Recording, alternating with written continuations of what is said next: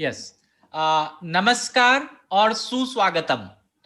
मशवरा के इस 53 एपिसोड 53वें एपिसोड में this is Alok.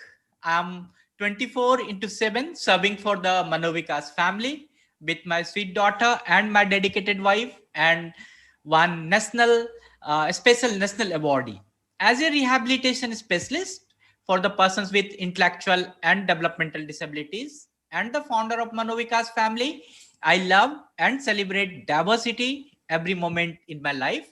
Welcome to a special episode of Mashwara 53.0. This is a live consultation for persons with intellectual and developmental disabilities during this coronavirus outbreak. आज मशवरा के इस 53वें अंक में हम आप सभी का स्वागत करते हैं। कोरोना वायरस प्रकोप के दौरान मशवरा बौद्धिक और विकासात्मक दिव्यांगजनों के लिए लाइव परामर्श का एक माध्यम है।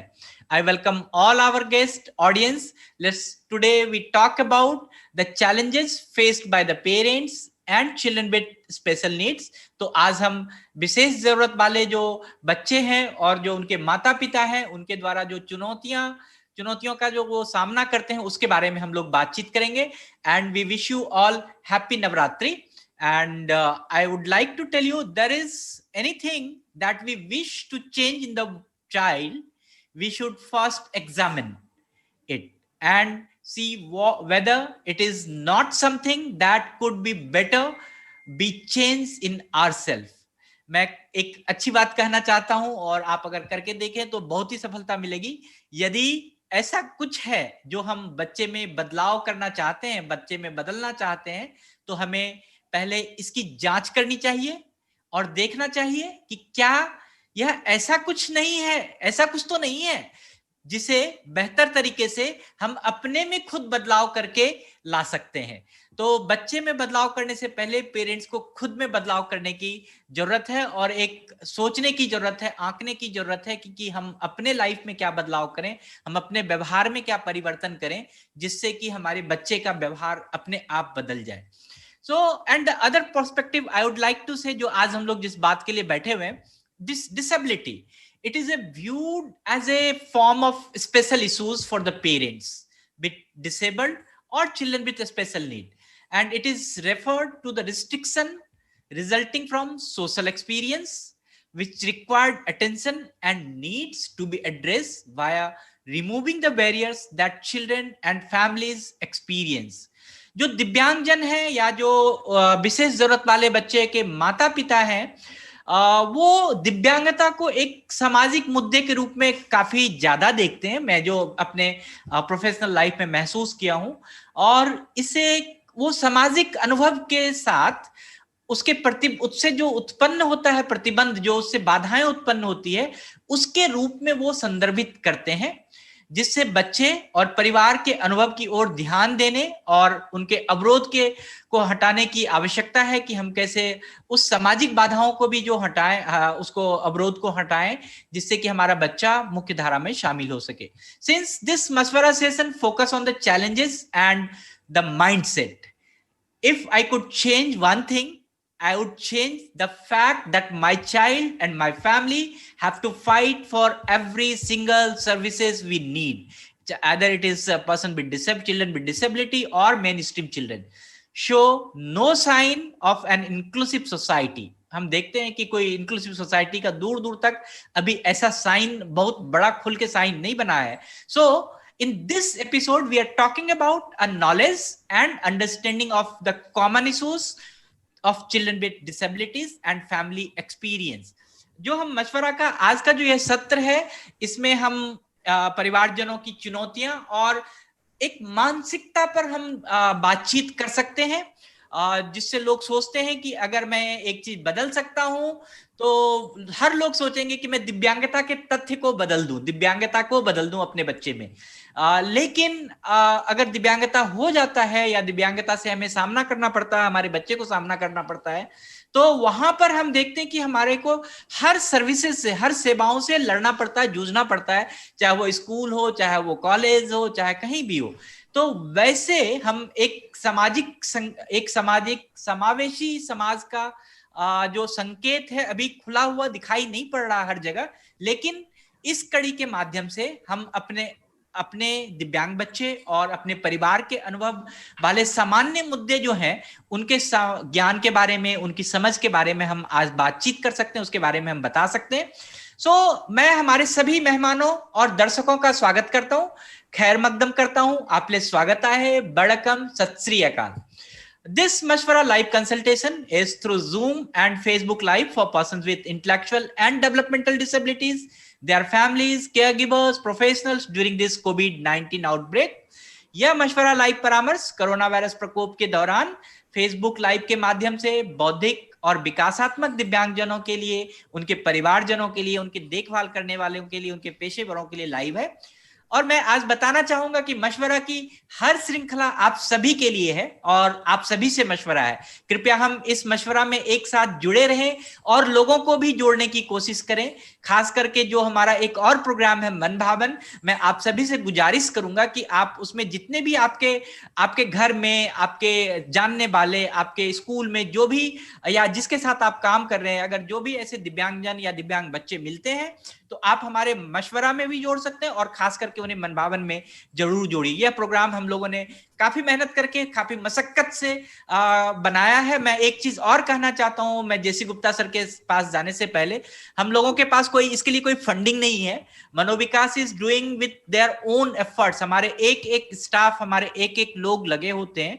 तो मैं सोचता हूं कि यह जो एफर्ट्स है यह आप तक बड़े आसानी से पहुंचे, या जिन तक ये एफर्ट नहीं पहुंच पाती है उन तक भी यह एफर्ट पहुंचे। तो आप please be with us, join to our Mashwara and Man Bhavan, both of our program.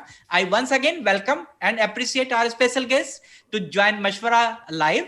This episode is bringing a very important topic, and this is my pleasure to welcome today our mentor. We can say कि हमारे जो मशवरा के हर episode में रहने वाले, हर episode में जो गुरु होते हैं, जो अंतिम में टिप्स देकर जाते हैं, mister JC Gupta sir, and he is a senior rehabilitation consultant. We welcome you sir. And आपका जो मशवरा में जितना कंट्रीब्यूशन है, हम अगर उसको जोड़े तो बहुत ही बड़ा है, बहुत ही बृहत है। So great sir, we appreciate it sir, and thank you very much sir for coming today as a speaker, as expert in this मशवरा। And this session shall be presided by doctor Nimesh ji Desai sir. नहीं आए हैं तो आएंगे, वो आज उन्होंने कहा है मैं आऊंगा, तो let us see. And we have the sign language interpretation by miss Rakhi Ramola. मैं पुनः आप सभी का स्वागत करता हूं और मशवरा लाइव में शामिल होने के लिए आप सभी का आभार व्यक्त करता हूं। और हम स्वागत करते हैं हमारे एपिसोड में विशेष वक्ता मिस्टर जेसी गुप्ता सर का। आपका स्वागत है सर। और मशवरा में राखी रमोला के द्वारा सांकेतिक भाषा में जो उसके इनके विंडो में अनुवाद उपलब्ध है। आपको अगर जरूरत हो किन्हीं को भी तो आप उनसे उस विंडो को आप यूज कर सकते हैं। We welcome again once again doctor mister Desai GC Gupta sir. And मैं आज कुछ भी नहीं कहूंगा कि आपको क्या बोलना है, कैसे बोलना है। ठीक है, वो आप अपने आप में एक्सपर्ट हैं। So I am giving you the over to you sir. आप स्टार्ट कर सकते हैं। एट द आउटसेट सबसे पहले तो मैं आपको धन्यवाद करना चाहता हूं कि आपने मुझे इस योग्य समझा कि मैं मशवरा में कुछ बोलूं, क्योंकि तो आप अभी मेरी जो आप मेरी अभी तारीफ कर रहे थे ना जी, और मेरे को एक टाइटल भी दे दिया है फीडबैक गुरु का, तो उसमें ऐसा होता है कि वो हिंदी में एक कहावत है, मरे मराए शेर को एक लाठी और मार देनी। तो जो वक्तागण है वो सारा काम करके जा चुके होते हैं और उसमें मैं एक जुमला जोड़ देता हूँ, एक वाक्य जोड़ देता हूँ, तो वो कोई इतनी बड़ी बात नहीं है, क्योंकि सारी बातें सब पहले कही गई ही होती है। मगर आज का जो टॉपिक दिया है वो challenges faced by the parents of children with special need. जो हमारे विशेष बच्चे हैं, विशेष आवश्यकता वाले बच्चे कहिए, दिव्यांग बच्चे कहिए, उनके माता पिता के द्वारा जो चुनौतियां का सामना करना पड़ता है, उसके बारे में मेरे को बात करने के लिए कहा गया है। तो जैसे ही घर में ये सूचना आती है कि कोई आने वाला है, we are going to have an addition in the family, हमारे परिवार में कोई आने वाला है, तो बहुत हर्षोल्लास होता है, बहुत खुशी होती है। और बच्चे के जन्म के बाद में भी खुशी होती है, छठी की पूजा होती है, फिर 1 महीने का स्नान होता है, नामकरण संस्कार होता है, we call all relatives, party होती है, बहुत बढ़िया लगता है।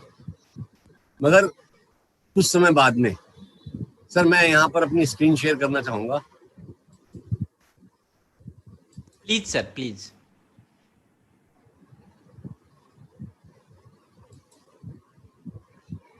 आ गया स्क्रीन सर? सर स्क्रीन आ गया सर। नीचे जो प्रेजेंटेशन मोड है ना सर, उसको कर देते हैं प्लीज। यहाँ नीचे प्रेजेंटेशन मोड है जी। अब या जी सर। तो जैसे ही पेरेंट्स को पता लगता है कि हमारा बच्चा दूसरे बच्चों से कुछ अलग है, इसकी आवश्यकताएं अलग हैं, इसकी विशेषताएं अलग हैं, तो होता क्या है कि learn that a child with disability has begun a journey takes them to life into often filled with strong emotions and difficult choice. अपने आप से पता लगे या कोई दूसरा व्यक्ति बताए, जैसे ही हमको ये पता लगता है कि बच्चा जो है वो अन्य बच्चों की तरह से, he is not a typical child, दूसरे बच्चों की तरह से नहीं है, तो माँ बाप के ऊपर एक पहाड़ सा टूट जाता है। क्या होगा, कैसे करेंगे? क्योंकि एवरी पेरेंट, ये इस फील्ड में आने से पहले मेरे को भी I have got a very vague understanding of the problems, जो अलग अलग प्रकार की डिसेबिलिटीज थी हमको देख करके। क्योंकि जब मैं काम करता था, लोग बाग जब भी हमारे पास में आते थे तो वो ये कहते थे कि भाई मेरा area of specialisation hearing impairment है, और दिल्ली में जो Aliya Jung National Institute for Speech and Hearing Disabled Divyangjan है, वहां पर मैं हेड रहा लगभग 1996 से लेकर 2010 तक। तो वहां पर लोग अक्सर यही कहते थे कि जी हमारा बच्चा बोलता नहीं है। People don't have an understanding that the child बोलता नहीं है because of hearing loss, ना सुनने की वजह से नहीं बोलता है, तो डिसेबिलिटी के बारे में हमारे पास में कोई नॉलेज नहीं होती है। देन क्या इनके लिए प्रोग्राम्स अवेलेबल है, कहाँ मैं इनका टेस्टिंग कराऊंगा, कौन सा अच्छा स्कूल है, उसके बारे में गवर्नमेंट की पॉलिसीज क्या है, सर्विसेज क्या है, बेनिफिट्स क्या हैं, वो हमको नहीं मालूम होते हैं। इसके अलावा क्या होता है, माता पिता का जो ध्यान है, जो उनकी रूटीन है, वो सारी बदल जाती है। क्यों? क्योंकि उस बच्चे के लिए उनको बहुत सारा समय चाहिए होता है, बहुत सारी पेशेंस चाहिए होती है। बार बार उसको कभी हम यहाँ लेकर के जा रहे हैं, कभी किसी डॉक्टर के पास में लेके जा रहे हैं, कभी किसी स्पेशलिस्ट के पास में लेके जा रहे हैं, और पैसा भी हमारा खर्च होता है। वो एक और चैलेंज हो जाता है, पैसा कहाँ से आएगा। अभी किसी ने कहा कि भाई वो जयपुर में एक आदमी है, वो कुछ दवाई देता है, उससे दवाई से ठीक हो जाता है, but I don't have the money, तो मैं बोरो करता हूँ या कहीं से भी इंतजाम करता हूँ, अपने खर्चे में कमी कर करके उस बच्चे को मैं जयपुर लेके जाता हूँ।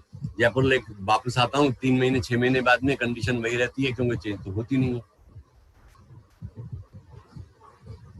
जो हमारी रोजमर्रा की जिंदगी में, ऐसे माता पिता की रोजमर्रा की जिंदगी में जो बाहर निकलना होता है, घूमना होता है, शॉपिंग करनी होती है, विंडो शॉपिंग करनी होती है, यारों दोस्तों के साथ में घूमना होता है, वो सब बंद हो जाता है, खत्म हो जाता है। रह क्या जाता है कि जो ये हमारा बच्चा है, इसकी जो स्पेशल नीड्स हैं, इसकी जो जरूरतें हैं, कहाँ इसको टेस्ट कराना है, कैसे टेस्ट कराना है, कौन सी एड अप्लायंस लगेगी, कौन से स्कूल में जाएगा, स्कूल की फीस क्या होगी, वहां पर हमारा समय ज्यादातर बर्बाद हो जाता है।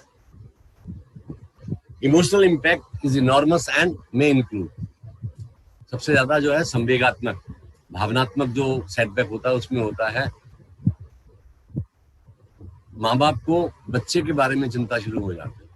क्या चिंता हो जाती है कि इसको हम तो देख रहे हैं, मगर इसको क्या तकलीफ हो रही है, हाउ मच, क्योंकि ये बच्चे ना ये बता पाता कि मेरे पेट में दर्द हो रहा है, मेरे को भूख लगी है, मेरे को ये करना है, तो वो सब चीजें हो जाती हैं। देन क्या होगा इसको, अभी बच्चा 6 महीने का या 1 साल का है और हम ये सोचना शुरू कर देते हैं कि हमारे बाद में क्या होगा, कौन इसकी देखभाल करेगा, कैसे करेगा। देन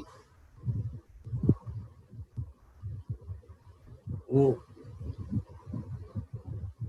आदमी बीमार हो जाता है तो we find it very difficult to decide कि इसको हम प्राइवेट नर्सिंग होम में लेके जाएं या सरकारी हॉस्पिटल में लेके जाएं।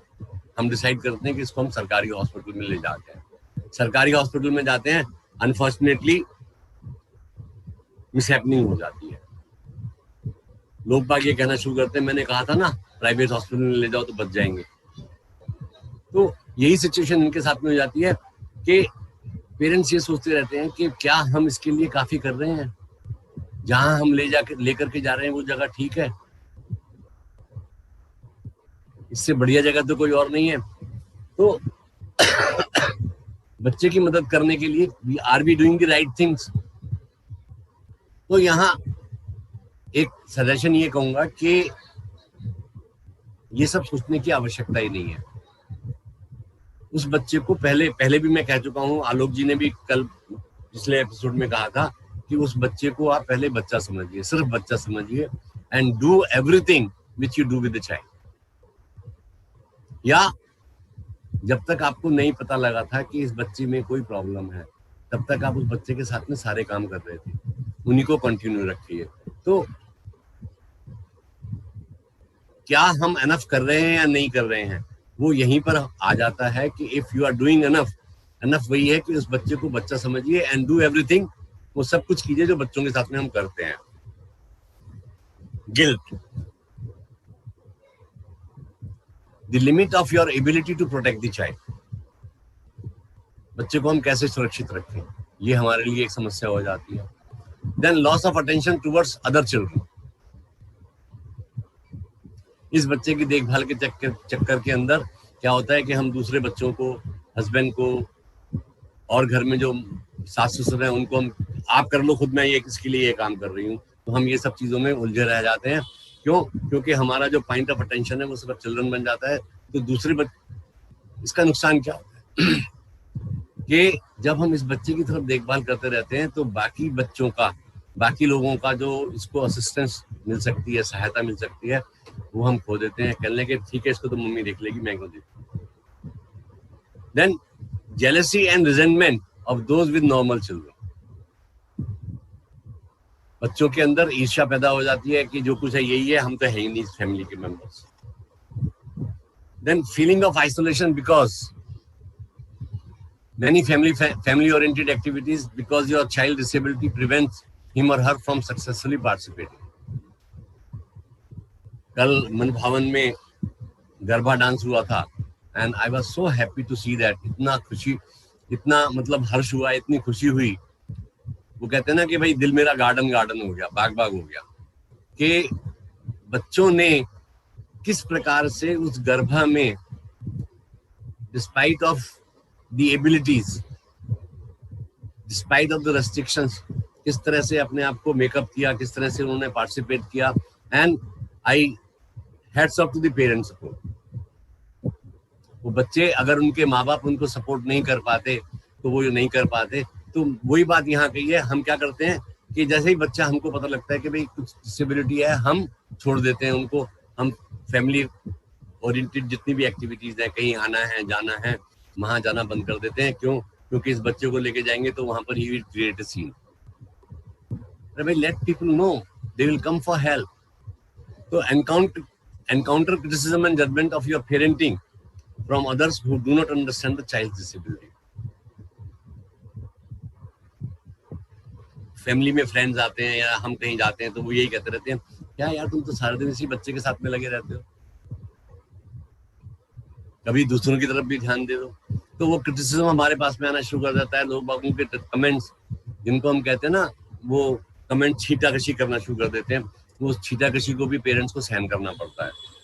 Like outsider around parents of typically developing children। अपनी फैमिली में या दूसरे जो पेरेंट्स हैं, हम उनसे अपने आप को भिन्न समझने लगते हैं। हम ये समझते हैं कि भाई हम पता नहीं कैसे पेरेंट्स हैं, वो असली माँ बाप हैं। The loss of hope and dream you had for the child। हर एक परिवार में जब कोई भी लेडी कंसीव करती है, बच्चा आने की उम्मीद होती है, तो हम अपने प्लान्स बनाना शुरू कर देते हैं कि भाई जन्मदिन पे हम ये करेंगे, ये करेंगे, ये करेंगे, ये करेंगे, और उसको हम ये पढ़ाएंगे, ये बनाएंगे, ये बनाएंगे, तो वो ये मालूम लगते ही उस पर पानी फिर जाता है. Those all of hopes are gone. Not having an parenting experience, would you imagine? अक्सर क्या होता है कि जैसे ही पता लगता है, मैं एक यहाँ पर आलोक जी की परमिशन से एक छोटी सी कहानी सुनाना चाहता हूँ कि व्हेन आई वाज वर्किंग, तो हमारे पास में एक पेरेंट आए, तो उन्होंने ये कहा कि भाई इस बच्चे को बोलना नहीं आता है, ये बोलता नहीं है. 4-4.5 साल का, 5 साल का वो बच्चा था. तो बोले, मैंने कहा बोलता नहीं है. तो मैंने कहा ठीक है, आप कार्ड बनवा लीजिए. किसी ने रेफर करके भेजा था मेरे पास, तो कार्ड बनवा लीजिए. कार्ड बनवाने के बाद में इसकी टेस्टिंग कराइए. टेस्टिंग जब कराई गई तो उसको सीवियर हेयरिंग लॉस निकला. मतलब सीवियर हेयरिंग लॉस से मतलब ये है कि जो हमारी भाषा की ध्वनियां हैं वो उनको बिल्कुल नहीं सुन पाता था बिना मशीन के. टेस्टिंग होने के बाद में आ गया, तो वो रिपोर्ट लेकर के मेरे पास में आए. बोले जी करवा लिया. उन्होंने कहा इसको सीवियर हेयरिंग लॉस है दोनों कानों के अंदर, और इसको ये सुनने की मशीन लगाई जाएगी. तो वो एकदम मेरे ऊपर जो है गर्म हो गए. बोले जी ये कैसे, आप ये मशीन कैसे लगा सकता है 4 साल? क्यों नहीं लगा सकता? बोले ये तो बड़े बूढ़े लगाते हैं जिनको बुढ़ापे में सुनाई देना कम हो जाता है. मैंने कहा तो इसका मतलब पहली बात तो ये आपने मान ली कि ये उन लोगों के लिए है जिसको सुनने में कमी है, तो इसको भी सुनने में कमी है. फिर मैंने उनसे कहा, मैंने कहा ठीक है, आप इस बच्चे को मशीन नहीं लगाना, मैं मशीन लगा के आपको दिखा देता हूँ. तो मैंने उसके कान में वो मशीन लगाई. लगाने के बाद में वॉल्यूम धीरे धीरे बढ़ाया. जैसे ही उसके कान में आवाज पहुंची वो एकदम चौंका. चौंकने के बाद में उसका नाम लिया, नाम भी बोला उसने. अपना नाम सुन करके, पीछे नाम तो नहीं बोल सकता था, मगर आवाज आने पर उसने अपनी गर्दन घुमानी शुरू कर दी, जो बिना हियरिंग एड के वो नहीं कर पाता. तो मैंने उनसे कहा, मैंने कहा देखिए आप ये है. तो बोले सर ठीक है जी, इसको आप ही देखिए, क्योंकि ये तो सुनता नहीं है, इसके साथ में हम तो कुछ कर नहीं सकते हैं, आप ही करिए.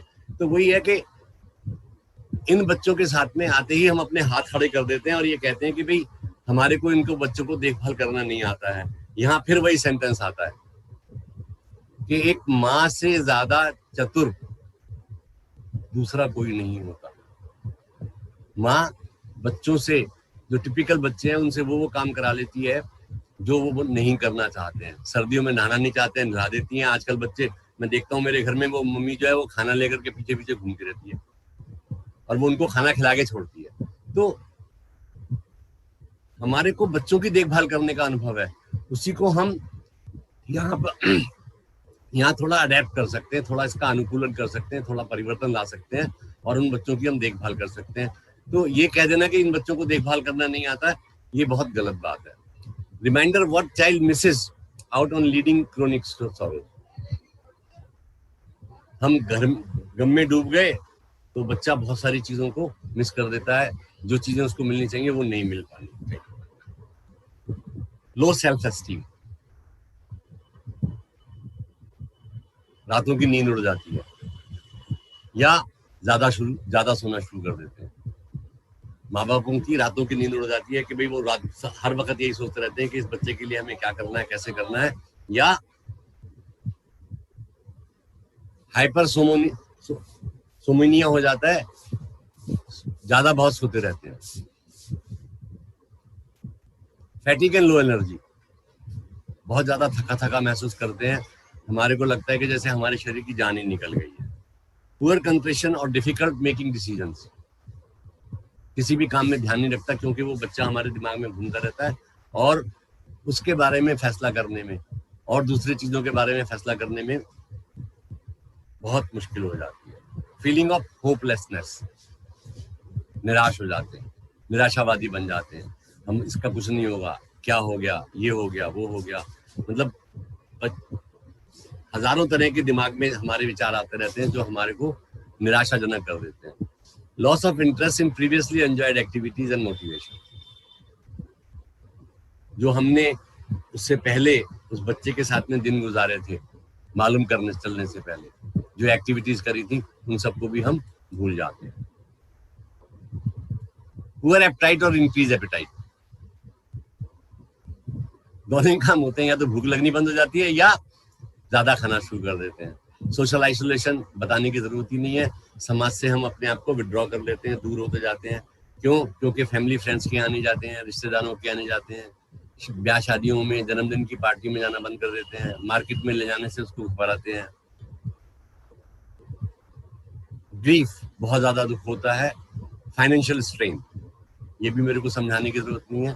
लैक ऑफ सपोर्ट,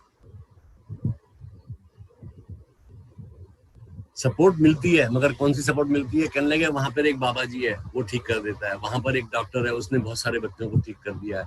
तो इस तरह की सपोर्ट मिलती है, मगर जो बच्चे के लिए आवश्यक सपोर्ट है वो नहीं मिल पाती है, और जहां ये सपोर्ट मिलती है वहां तक पेरेंट्स पहुंच नहीं पाते हैं क्योंकि उनको मालूम ही नहीं होता। लैक ऑफ रिसोर्स हेल्प, तो ये वाली बात भी कर दी। जहां संसाधन है वहां पर वो पेरेंट्स नहीं पहुंच पाते, तो उससे उनको मुश्किल हो जाती है।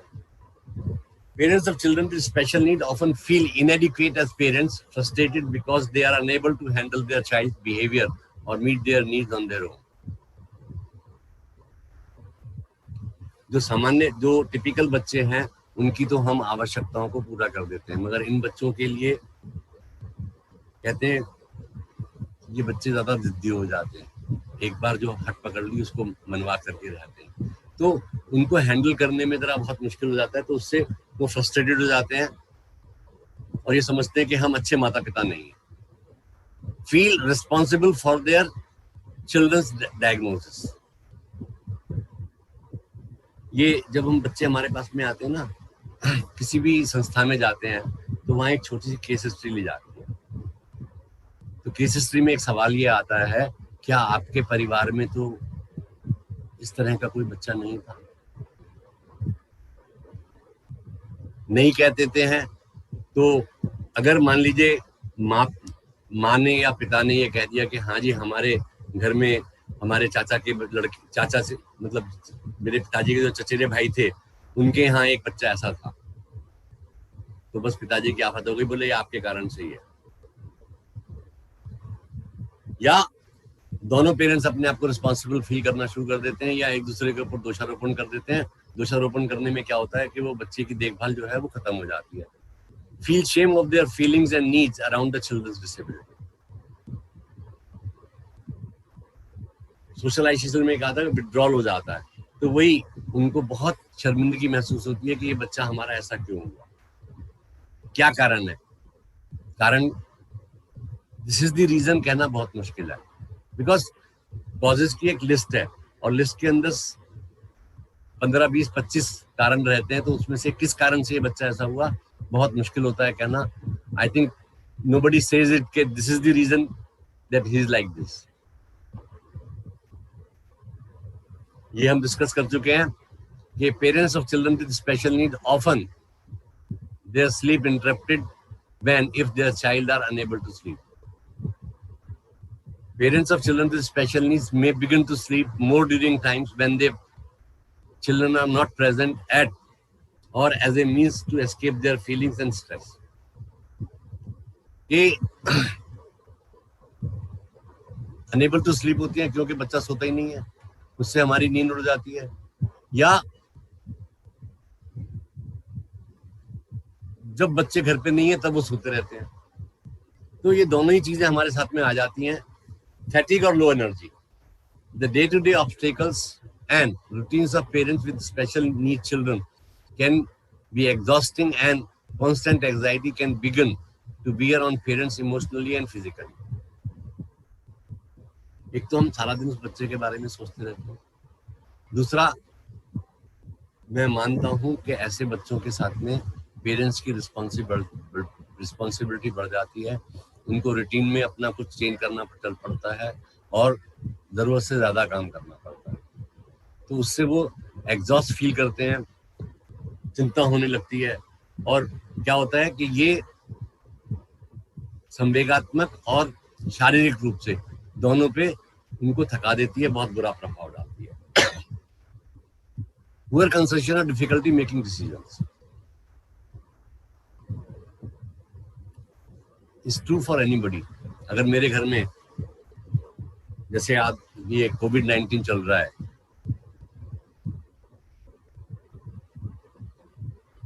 घर में एक किसी मेंबर को बुखार हो गया, तो बहुत मुश्किल हो जाता है, क्या इसका हम कोरोना टेस्ट कराएं या ना कराएं। डर लगा रहता है, अगर पॉजिटिव हो गया तो क्या होगा, नेगेटिव आया तो कोई बात नहीं है, पॉजिटिव हो गया तो क्या होगा। तो हम पहले ले जाने की, मतलब बहुत मुश्किल डिसीजन है, तो हम पहले क्या करते हैं, पहले हम घर में ही उसको दवाइयाँ खिलाते रहते हैं, क्रोसिन खा ले, ये खा ले। जब 2-4 दिन बाद में नहीं होता तब हम डिसाइड करते हैं कि भाई ठीक है, इसका हमको टेस्ट कराना चाहिए। तो यहीं पर ऐसे ही हो जाता है कि यहाँ पर क्योंकि कॉन्ट्रेस्ट दबाव है उस बच्चे का,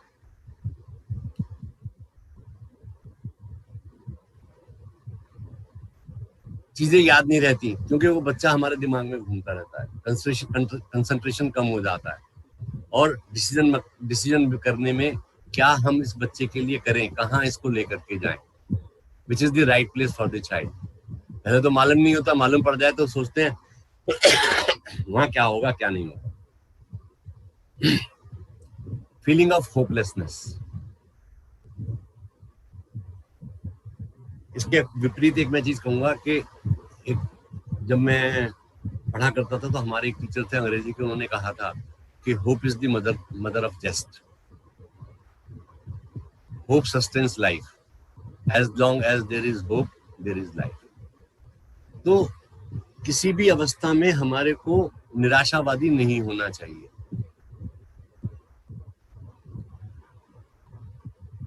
हमें अपना काम करना है, जैसा हमको मार्गदर्शन किया जाता है और सब ऐसा काम करना है, और उस काम करने से हमारे को अच्छे ही रिजल्ट्स मिलेंगे।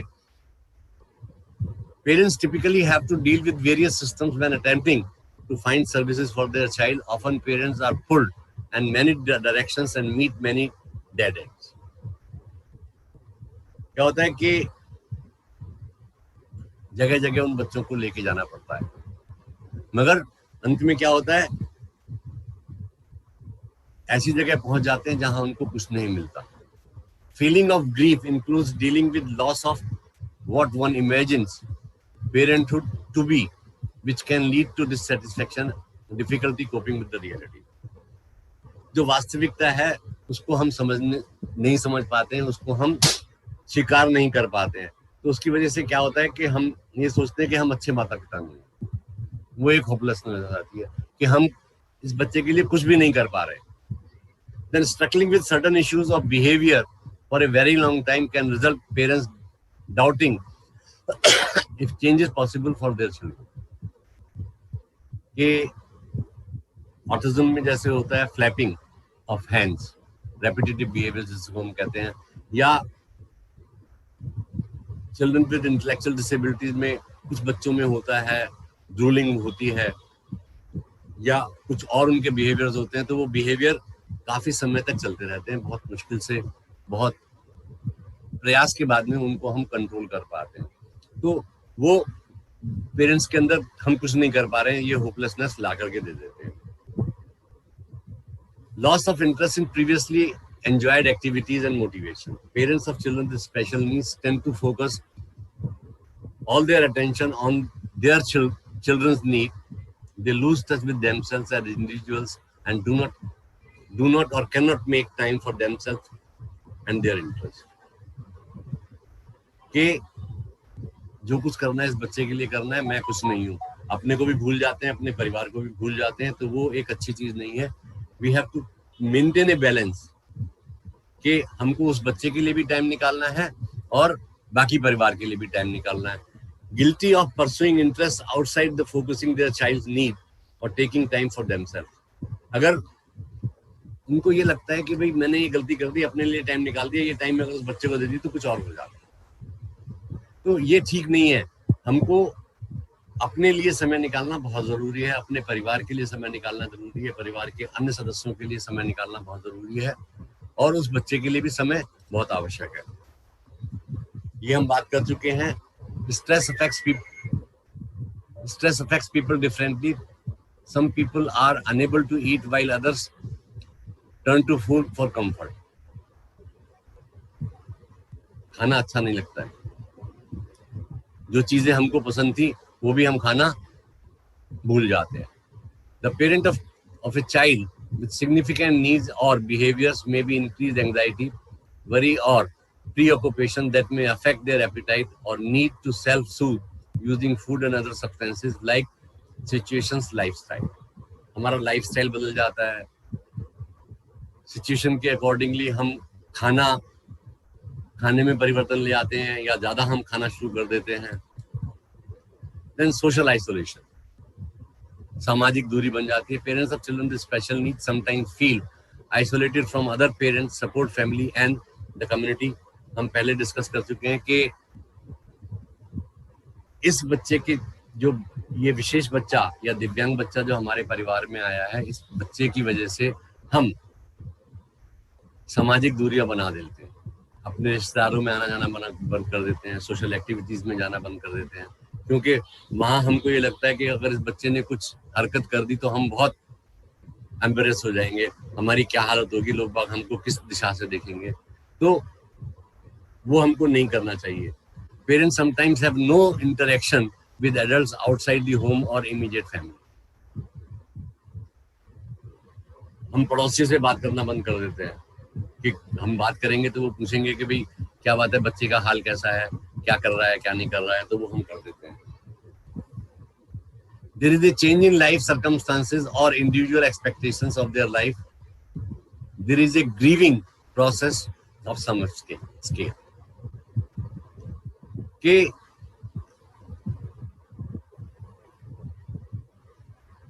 जो हमारा लाइफ था, जो हमारा रहने की, जो हमारी दिनचर्या थी, जो जिस प्रकार का हमारा लाइफस्टाइल था, उसमें इस बच्चे के आने से काफी परिवर्तन हुआ.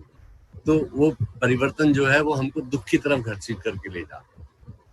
मे फील एंगर, डिनायल, हर्ट और grief but may not acknowledge these feelings and therefore never move through these feelings in a healthy. हमारा गुस्सा बढ़ जाता है, चीजों में नकारात्मक दृष्टि से हम देखने लगते हैं, कहीं भी आना जाना हो मना कर देते हैं, अपने आप को हर्ट महसूस करते हैं, दुखी महसूस करते हैं.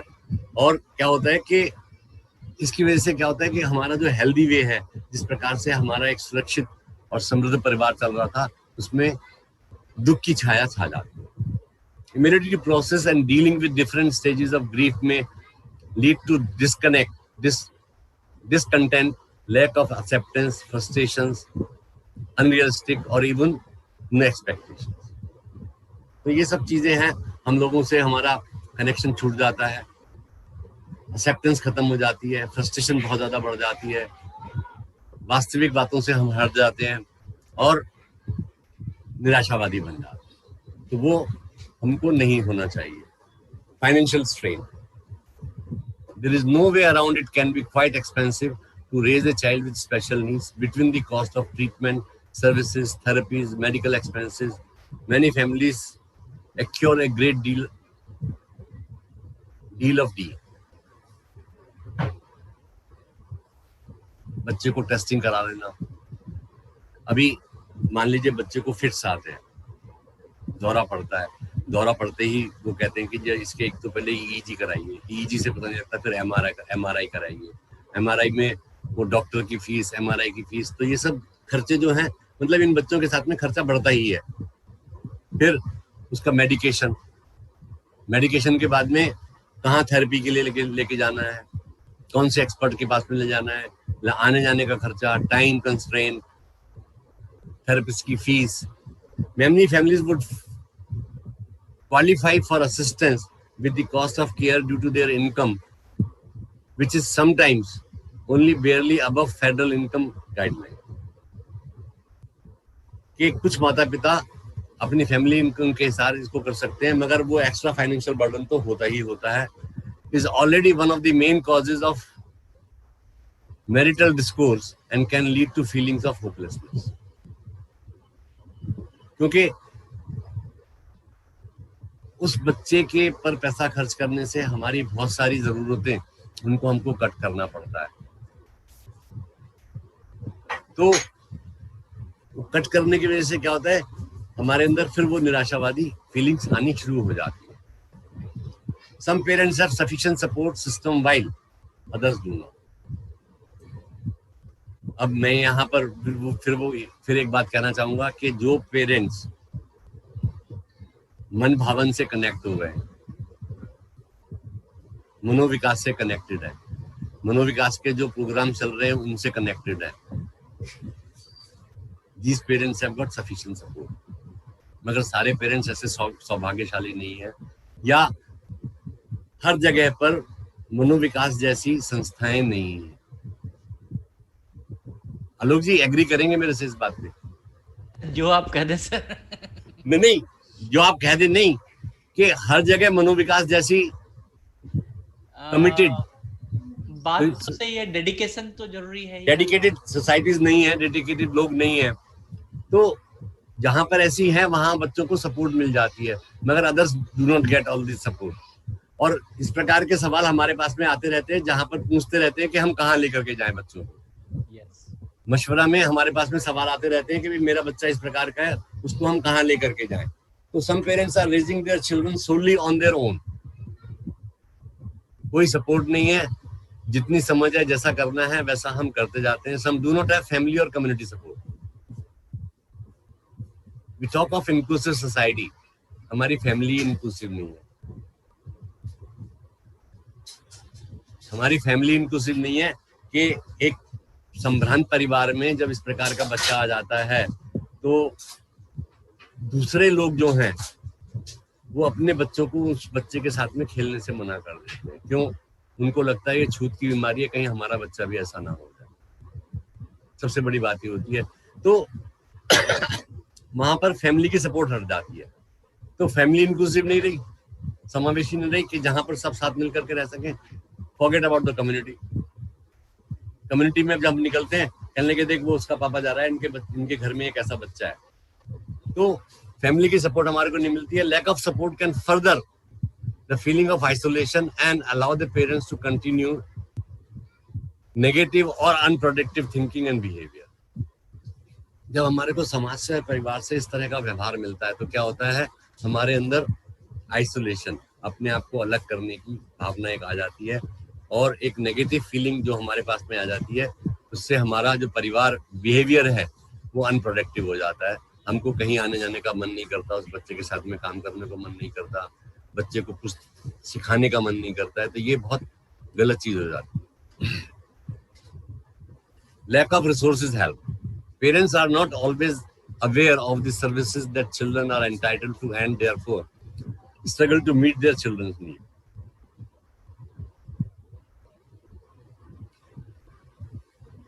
अभी पीछे बात हुई थी, शायद मनोविकास 99 में शुरू किया था आपने। 87 में। 87 में 97 में शुरू किया था। एंड नाम मैंने सुना था, मगर I had a opportunity to visit I think 5 years back जी, 2015 के बाद 2015 के बाद में मेरे को मनोविकास में जाने का मौका मिला, तो then I could know what Manovikas is। तो ये जब मेरे जैसे प्रोफेशनल का ये हाल है, तो what about the parents? Think of the parents कि कहाँ पर हेयरिंग इम्पेयरमेंट के बारे में बात होती तो मैं आपको एक से एक बढ़िया जगह बता देता। Now after 5 years I can tell you places for children with autism, children with intellectual disability, children with CP, for any child कि आप कहाँ ले, चिल्ड्रन विद लो विजन और ब्लाइंडनेस, हेयरिंग इम्पेयरमेंट। तो मैंने एक्सप्लोर करना शुरू किया ये जान करके कि गुप्ता जी आपकी जिंदगी जो है, जब तक रिटायर नहीं हुए थे तब तक तो आप हेयरिंग इम्पेयरमेंट में थे, अब रिटायरमेंट हो गया तो आपकी जिंदगी जो है सिर्फ हेयरिंग इम्पेयरमेंट तक सीमित नहीं है, आपको अपने विंग्स फैलाने चाहिए। तो पेरेंट्स इतने अवेयर नहीं है तो उनको अवेयर कौन करेगा? They are not aware of the services available। बच्चों के लिए एंटाइटलमेंट क्या है वो अवेलेबल नहीं है। Parents do not always qualify for assistance with some resources due to income requirement, but these parents aren't always able to obtain those services on their own। अभी वो एक एडीप स्कीम है, एडीप स्कीम के अंदर ये कहा गया है कि जिन पेरेंट्स की इनकम 15,000 रुपीज पर मंथ से कम है, 15,000 रुपीज या 15,000 रुपीज पर मंथ से कम है, तो सरकार द्वारा जो एड्स एंड अप्लायंसेस, सहायक उपकरण उनको दिए जाते हैं, वो मुफ्त में प्रदान किए जाते हैं। 15 से 20 हजार तक दे हैव टू पे हाफ, आधी कीमत उनको देनी पड़ती है, और 20,000 के बाद में वो उनको पूरी देनी पड़ती है। तो अभी ना जिस पेरेंट की इनकम 20,100 रुपए है, वो तो बेचारा, उसको तो मुश्किल हो गई ना, वो कैसे करेगा? सिर्फ 100 रुपए का फर्क है। तो हर एक पेरेंट जो असिस्टेंस हमारे को मिल रही है उसके लिए क्वालिफाई नहीं करता। जो कुछ क्वालिफाई करते हैं उनको तो वो सर्विसेज मिल जाती हैं, मगर जो क्वालिफाई नहीं कर पाते हैं बिकॉज ऑफ इनकम रिक्वायरमेंट, तो उनको प्रॉब्लम्स होती है, but they manage it on their own. Now, inability to access resources or lack of knowledge that there is a help available can lead to increased worry, frustration, hopelessness, stress, and sometimes desperation and impulsivity. अब मेरे को मालूम है कि वहां पर बहुत अच्छा इलाज होता है, मगर फीस बहुत ज्यादा है, आने जाने का खर्चा बहुत ज्यादा है, वहां रहने का खर्चा बहुत ज्यादा है, वो मैं अफोर्ड नहीं कर पाता।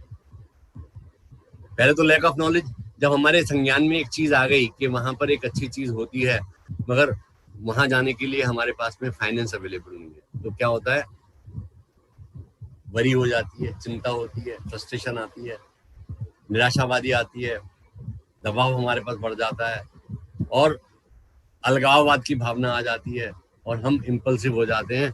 उस इम्पल्स में हम कुछ भी कर सकते हैं। आपने देखा होगा कि एक पिछली बार, अभी 3-4 महीने, ये कोविड से पहले की बात है, कि एक माँ अपनी 3 बेटियों के साथ लेकर के ट्रेन के नीचे कूद गई। क्यों कूद गई? क्योंकि हस्बैंड की डेथ हो गई थी, बहुत सारा कर्जा उनके ऊपर था, कर्जा वो उतार नहीं सकती थी, तो उसने इम्पल्सिविटी में, मतलब जोश में आकर के ये कदम उठा लिया। अगर वो जिंदा रहती तो कुछ ना कुछ होता। तो वो इम्पल्सिविटी के अंदर, मैं ये ऐसा नहीं कह रहा हूँ, इम्पल्सिविटी के अंदर हम बहुत सारे गलत काम कभी कभी कर देते हैं, अपने ऊपर गुस्सा उतार देते हैं, या बच्चे के ऊपर गुस्सा उतार देते हैं, या फैमिली के ऊपर गुस्सा उतार देते हैं, that is reflected in our family, at work place, in the society. तो ऐसा हमको नहीं करना चाहिए। Now it is important to understand how these circumstances and responses can affect you and lead further complications. It is important to seek help and support to help you work through these feelings and change dangerous behaviors. Often the shame and the symptoms themselves prevent parents from seeking the help they need. Remember, children are only as healthy as their parents. मैं उल्टा शुरू करता हूँ कि हमारे यहाँ ना hearing पे एक बात कहते हैं, a child learns the language the environment he lives in. एक बच्चा उसी परिवेश की भाषा सीखता है जिस परिवेश में वो रहता है। तो दूसरी बात ये होती है कि एक बच्चा उसी परिवेश में उसी परिवेश का व्यवहार सीखता है जिस परिवेश में वो रहता है।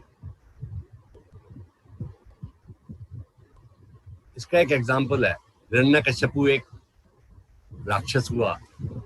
वो कहते हैं कि उनका बच्चा बेटा जो था प्रहलाद, वो नारायण नारायण नारायण, मतलब विष्णु जी का बहुत बड़ा भक्त था, और उसके विपरीत उनके जो पिताजी थे वो बहुत ज्यादा विष्णु जी के अगेंस्ट थे। क्यों ऐसा था कि बचपन के जो फॉर्मेटिव ईयर्स जो हैं, बचपन का जो टाइम है, वो उनका नारद मुनि जी के साथ में बीता था, और वो हमेशा नारायण नारायण करते थे, तो उसने वहां से वो विष्णु जी की भक्ति सीख ली। तो अगर पेरेंट्स हेल्दी हैं, पेरेंट्स के अंदर तालमेल अच्छा है, तो बच्चा अच्छा रहता है।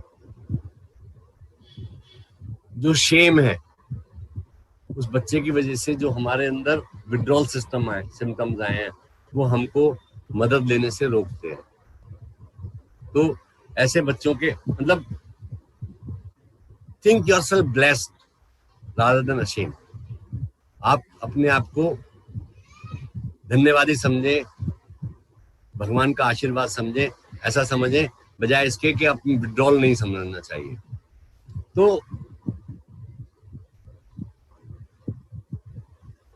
जहां से आपको मदद मिल सकती है, जहां से आपको सहायता मिल सकती है, जैसे भी आपको सहायता मिल सकती है, वो सहायता हमको देते रहना चाहिए। इससे क्या होगा कि जो हमारी कॉम्प्लिकेशंस हैं, जो हमारी फ्रस्ट्रेशंस हैं, वो कम हो जाएंगी। Parents of children with special needs are often exhausted and frequently become depressed. Depression आ जाता है, अपने आप को बहुत थका हुआ महसूस करते हैं, बोले मैं तो कर करके थक गया मगर कुछ नहीं हो रहा है। There are reverse time and resources to self-care and even more depleted than parents of typical children.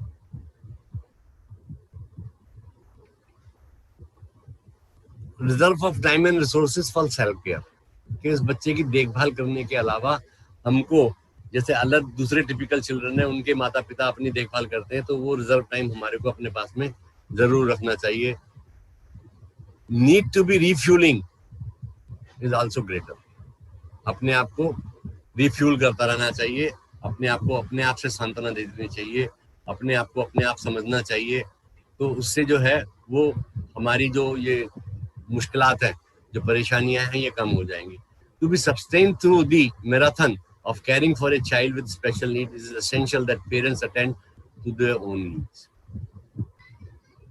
वो कहते हैं ना, charity becomes at home. अगर मैं स्वस्थ हूँ तो मैं दूसरों की देखभाल कर सकता हूँ। जब आप अगर हवाई जहाज से ट्रेवल कर रहे हो तो वहां पर वो ना एक डेमोन्स्ट्रेशन देते हैं कि भाई ये 2 गेट इधर हैं, 2 गेट उधर हैं, एग्जिट है, और आपके ऊपर वो ऑक्सीजन का एक मास्क लटका हुआ है।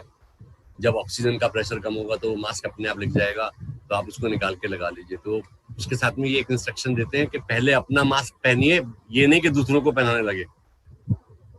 तो यहाँ पर अगर हम स्वस्थ रहेंगे, पेरेंट्स स्वस्थ रहेंगे, स्वस्थ रहने से फिजिकली रूप से नहीं, दिमागी रूप से हर प्रकार से स्वस्थ रहेंगे, तो वो उस बच्चे की अच्छी देखभाल कर सकते हैं। Information through out the website on caring for one self and well being. बहुत सारे वेबसाइट हैं जिनके ऊपर आपको अपने आप को कैसे स्वस्थ रखना है, कैसे अपने बच्चे को स्वस्थ रखना है, इस बारे में आपको सूचनाएं मिल जाएंगी। Books by other parents of children with special needs. बहुत सारे पेरेंट्स हैं जिन्होंने किताबें लिखी हैं। सर ये मैं अब रेमेडीज के बारे में बात कर रहा हूँ। किताबें लिखी हैं कि किस प्रकार से हम जो हमारी फ्रस्ट्रेशंस हैं, जो हमारे चैलेंजेस हैं, उनको हम ओवरकम कर सकते हैं, किस प्रकार से हम अपने बच्चे को अच्छा we can bring up him to his fullest potentials. तो वो उसमें है। Internet discussions, boards on online parent support group. अब पेंडेमिक में बहुत सारे पेरेंट सपोर्ट ग्रुप बन गए हैं, पहले भी थे मगर हम पहले कभी इस तरफ ध्यान नहीं देते थे, तो उनसे हम बात कर सकते हैं। Local support group considered starting one if non existing. कि अगर लोकल सपोर्ट ग्रुप है तो आप उनको ज्वाइन कर सकते हैं। अगर वहां कोई नहीं है तो आप अकेले या 5-7 पेरेंट्स मिलकर के एक लोकल सपोर्ट ग्रुप शुरू कर सकते हैं। Advocacy groups for both general and disability specific. मेरे को बात नहीं करनी चाहिए कि हमारे को अपने बच्चे का अधिकार दिलाने के लिए उसकी एडवोकेसी करना बहुत जरूरी है। कि एक बच्चा था, he was wheelchair ridden, wheelchair पर वो जाता था। तो वो एक सेकेंडरी स्कूल में पढ़ता था, तो 8th क्लास तक जो क्लासेस थी वो ग्राउंड फ्लोर पे थी। 9th क्लास में क्लासेस फर्स्ट फ्लोर पे चली गई। Now it's very difficult for a wheelchair ridden child to go to the first floor. तो उसके पिताजी जो हैं वो प्रिंसिपल साहब के पास में गए। उन्होंने उनसे कहा कि भाई ये 9th क्लास में ये बच्चा व्हीलचेयर पर ऊपर नहीं जा सकता। बोले व्हीलचेयर नीचे छोड़ करके घिसट के चला जाएगा। Then the parent went to the director of education. उन्होंने वहां पर ऐसे बात कही तो प्रिंसिपल को ये ऑर्डर दिया गया कि भाई वो 9th क्लास जिस क्लास में ये बच्चा है, या all the classes the child has to attend should be on the ground floor where he can go by the where his wheelchair can go. जहां उसकी ये जो साइकिल है वो जा सकती है, व्हीलचेयर जा सकती है, सारी क्लासेस उसकी वहां पर होनी चाहिए। तो ये क्या फायदा हुआ? ये एडवोकेसी का फायदा हुआ। तो पेरेंट्स को एडवोकेसी करना बहुत जरूरी है। चाहे वो जनरल एडवोकेसी हो या डिसेबिलिटी स्पेसिफिक हो। तो लास्ट स्लाइड में ये कर रहा हूँ, I am a special need parents, I have very special needs, I need you to be there for me, I need you not to pity my child, need you to teach your children acceptance, I need you to listen to me when I need to talk, I need you not to judge me, I need you to understand why I do not always call, I need you to be my friend, I am a special need parents, I have special needs। Sir मैं सोचता हूँ इसको explain करने की आवश्यकता नहीं है, हिंदी में काफी अच्छा है। Thank you very much. Thank you sir, thank you, धन्यवाद सर। इसका आप वो स्टॉप शेयर कर सकते हैं क्या? क्या चीज? स्टॉप शेयरिंग सर वो कैसे करते हैं? ओके, अब यहाँ से आप ऊपर जाइए। मैं इसको बंदी कर देता हूँ यहाँ से। रहने दीजिए, मैं करता हूँ। आप कुछ मत कीजिए, आप कुछ मत कीजिए।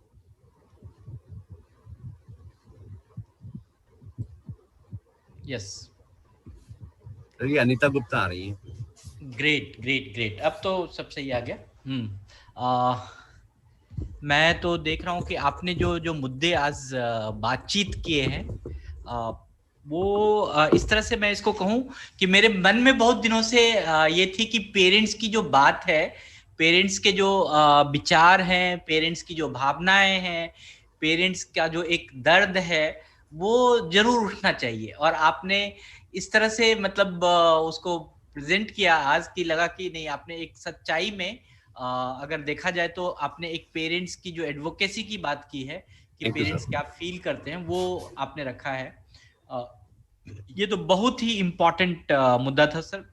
एक जो मैं जब आप बातचीत कर रहे थे तो मेरे मन में एक मुद्दा आया कि अभी भी हम सोचते हैं, अभी भी हम देखते हैं कि बहुत सारे ऐसे पेरेंट्स हैं जिनके मन में होता है कहीं ना कहीं एक भावना होती है अंतर करने का, कि सामान्य बच्चे और विशेष बच्चे में, अगर घर में ही वो बच्चे 2 बच्चे हैं तो कहीं ना कहीं हमारे मन में एक अंतर होता है। और वो बात अभी तक हम मैक्सिमम पेरेंट्स में देखे हैं कि वो इस चीज को एक्सेप्ट नहीं कर पाते हैं कि हमारा बच्चा स्पेशल है, हमारे बच्चे में स्पेशल नीड है, उसकी जरूरत है। जिसके कारण क्या होता है कि वो रिग्रेशन में हमेशा रहता है, क्यों हुआ था, कैसे हुआ था, मेरे कारण हुआ था, या घर में किसी ने कह दिया कि तुम इसके रीजन हो। तो वो पेरेंट्स उसी में रहते हैं और वो एक ऐसा स्थिति, एक ऐसी स्थिति बन जाती है, वो जो पेरेंट्स हैं पॉज हो जाते हैं, रुके हुए रहते हैं, वहीं पर रुके रहते हैं, वहां से आगे बढ़ने की कोशिश नहीं करते। बहुत उस बच्चे में पोटेंशियल है, लेकिन फिर भी हम वही सोचते हैं जो हमारे आसपास के लोगों ने उस बच्चे के लिए जो एक सोच बनाई थी, वही सोच हम भी लेके उस बच्चे के लिए चल रहे हैं। और सिर्फ एक यही स्थिति से हम मतलब वो कहा जाए, रिग्रेशन कहा जाए या भय कहा जाए या एक ग्रीफ कहा जाए, और एक वो भी कहा जाए कि हम अपने आप को ढोते रहते हैं कि हमारे कारण से ऐसा बच्चा हो गया, हम ही इसके रीजन है। ये जो मुद्दा था वो बहुत ही अच्छे तरीके से आपने रखा कि हमें कहीं ना कहीं इस चीज से निकलना होगा और हमें बच्चे की पोटेंशियल एबिलिटीज के बारे में सोचना होगा। सर मैं एक पिछले 5-7 साल में एक चीज मैंने पाया है, hope for the children is very important, but उससे भी जो इम्पोर्टेंट है, जो हमारे स्पेशल नीड वाले लोग हैं, उसकी जो आत्म इच्छा है, उसकी जो होप है, वो अगर सस्टेन रहता है तो उस बच्चे में सीखने की, उस बच्चे में आगे बढ़ने की ललक आगे बढ़ जाती है। जिस दिन हमारे उस बच्चे में होप कम हो जाता है, उस बच्चे के अंदर को हम नहीं पहचान पाते हैं कि उसको क्या करना है, तो धीरे धीरे डिटोरिएशन वहां से स्टार्ट होता है। तो सिर्फ हम पेरेंट्स का ही होप नहीं बना के रखेंगे, इनफैक्ट एक पेरेंट्स का ये भी जिम्मेवारी बन जाती है कि अगर हम खुश रहेंगे तो हम बच्चे को भी खुश रख सकते हैं, बच्चे का भी होप उससे आगे बढ़ सकता है, जिसमें कि उस बच्चे में धीरे धीरे बढ़ाव, उसमें डेवलपमेंट हो, ना कि डिटोरिएशन हो। और एक जो इम्पल्सिविटी की बात जो आपने कही सर, वो मुझे बहुत एक इम्पल्सिविटी सिर्फ और सिर्फ आप कहीं अपने आप को हानि पहुंचाने में मत करिए, लेकिन मैंने देखा है कि बहुत ऐसे पेरेंट्स हैं जिसकी इम्पल्सिविटी होती है कि आज इस थेरेपिस्ट से थेरेपी कराया, कल उस थेरेपिस्ट से थेरेपी कराया, वो विंडो शॉपिंग इतना करते रहते हैं, इतना इतना विंडो शॉपिंग करते रहते हैं कि उस बच्चे को हम कहीं स्थिर होके किसी एक जगह पर हम नहीं रख पा रहे हैं, एक कंटिन्यूअस थेरेपी नहीं दे पा रहे। तो यहाँ पर हम जो एक इम्पल्सिविटी की बात करते हैं, हर पेरेंट्स को एक अपने आप में एक गोल बनाने की जरूरत है कि हम क्या चाहते हैं, हम अपने बच्चे को कहाँ ले जाना चाहते हैं, हम अपने बच्चे को क्या बनाना चाहते हैं। अगर आपने ये गोल बनाया है तो आप सही जगह पे सही डायरेक्शन को ढूंढ पाएंगे और वहां तक पहुंच पाएंगे। लेकिन जो आपकी इम्पल्सिविटी रहती है कि मैं विंडो शॉपिंग कर रहा हूं, तो वो इसका ये कारण होता है कि आप खुद में आपने गोल नहीं बनाया उस बच्चे का। हो सकता है वो बच्चा आपको आप उस बच्चे का गोल बनाने में नहीं अच्छे से समझ पा रहे हैं, सोच पा रहे हैं। तो वहां पर एक आपकी इंपल्सिविटी ये होनी चाहिए, हर जगह ये पूछनी चाहिए कि हम अपने बच्चे को कुछ बनाना चाहते हैं, मैं तो मेरे पास ये ऑप्शन है लेकिन मुझे पता नहीं चल रहा है कि कौन सा ऑप्शन मैं ढूंढूं। तो वहां पर भी आप एक प्रोफेशनल सपोर्ट लेकर जो ये विंडो शॉपिंग की जो इंपल्सिविटी है उसको बंद कर सकते हैं। आप हर दिन देखेंगे मार्केट में, आई एम नॉट क्रिटिसाइजिंग, कि किसी दिन कोई दवाई आ जाता है, किसी दिन कोई थेरेपी आ जाता है, किसी दिन कुछ भी आ जाता है।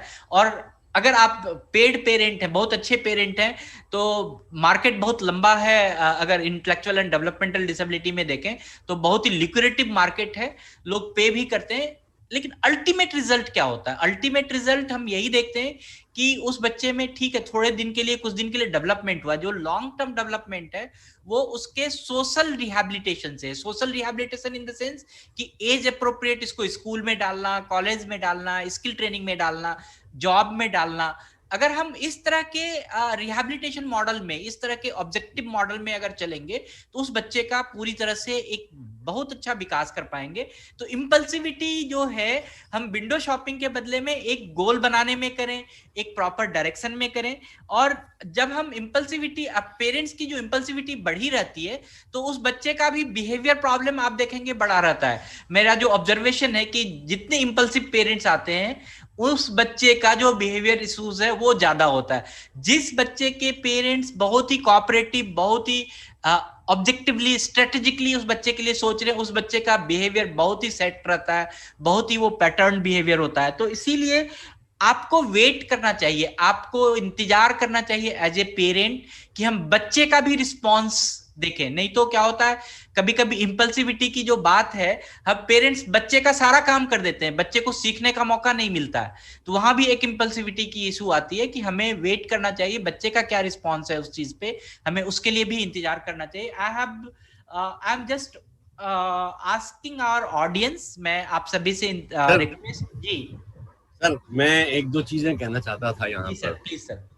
कि हमने देखा है ना कि एक तो सबसे पहली बात ये कहना चाहूंगा कि don't compare your child with other children. Yes, very true sir. आप अपने बच्चों की तुलना कभी भी किसी दूसरे बच्चों के साथ में मत करिए, क्योंकि every individual is unique.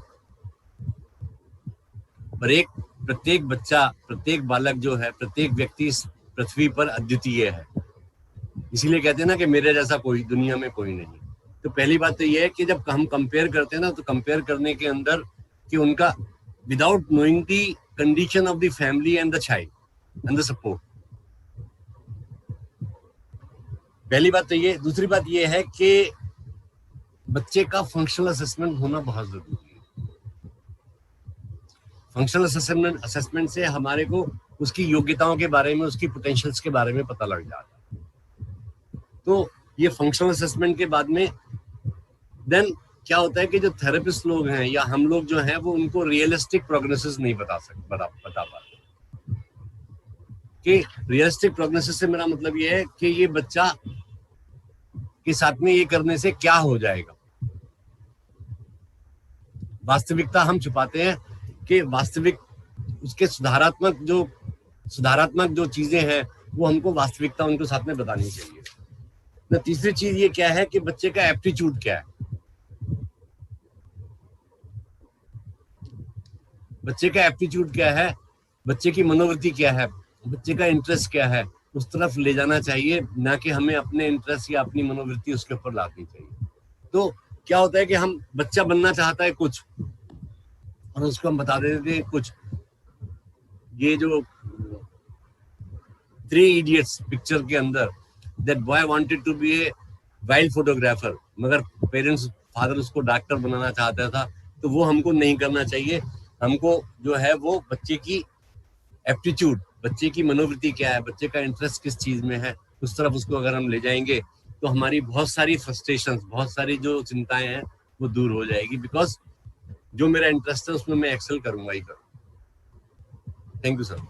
Great sir. और मैं इसमें मैं आप सभी से आग्रह करना चाहूंगा कि अगर आपके पास कोई क्वेश्चन है तो you can raise your hands, और उसके raise your hands in the message box और इन द चैट बॉक्स, और आप उसमें मैसेज बॉक्स में भी लिख सकते हैं।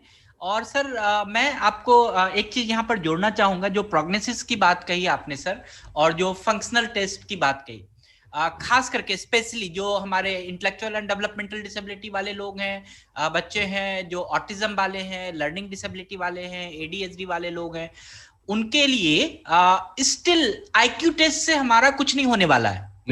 ये बात आप पूरी तरह से समझ लीजिए। अगर आप हमारे पास लेके खास करके मनोविकास में आते हैं और कहते हैं हमारा बच्चा 35 आईक्यू का है, तो हम आपको पूरी तरह से कहते हैं हम आईक्यू टेस्ट से हमें खुशी नहीं मिलती, हमें उससे कोई रास्ता नहीं मिलता।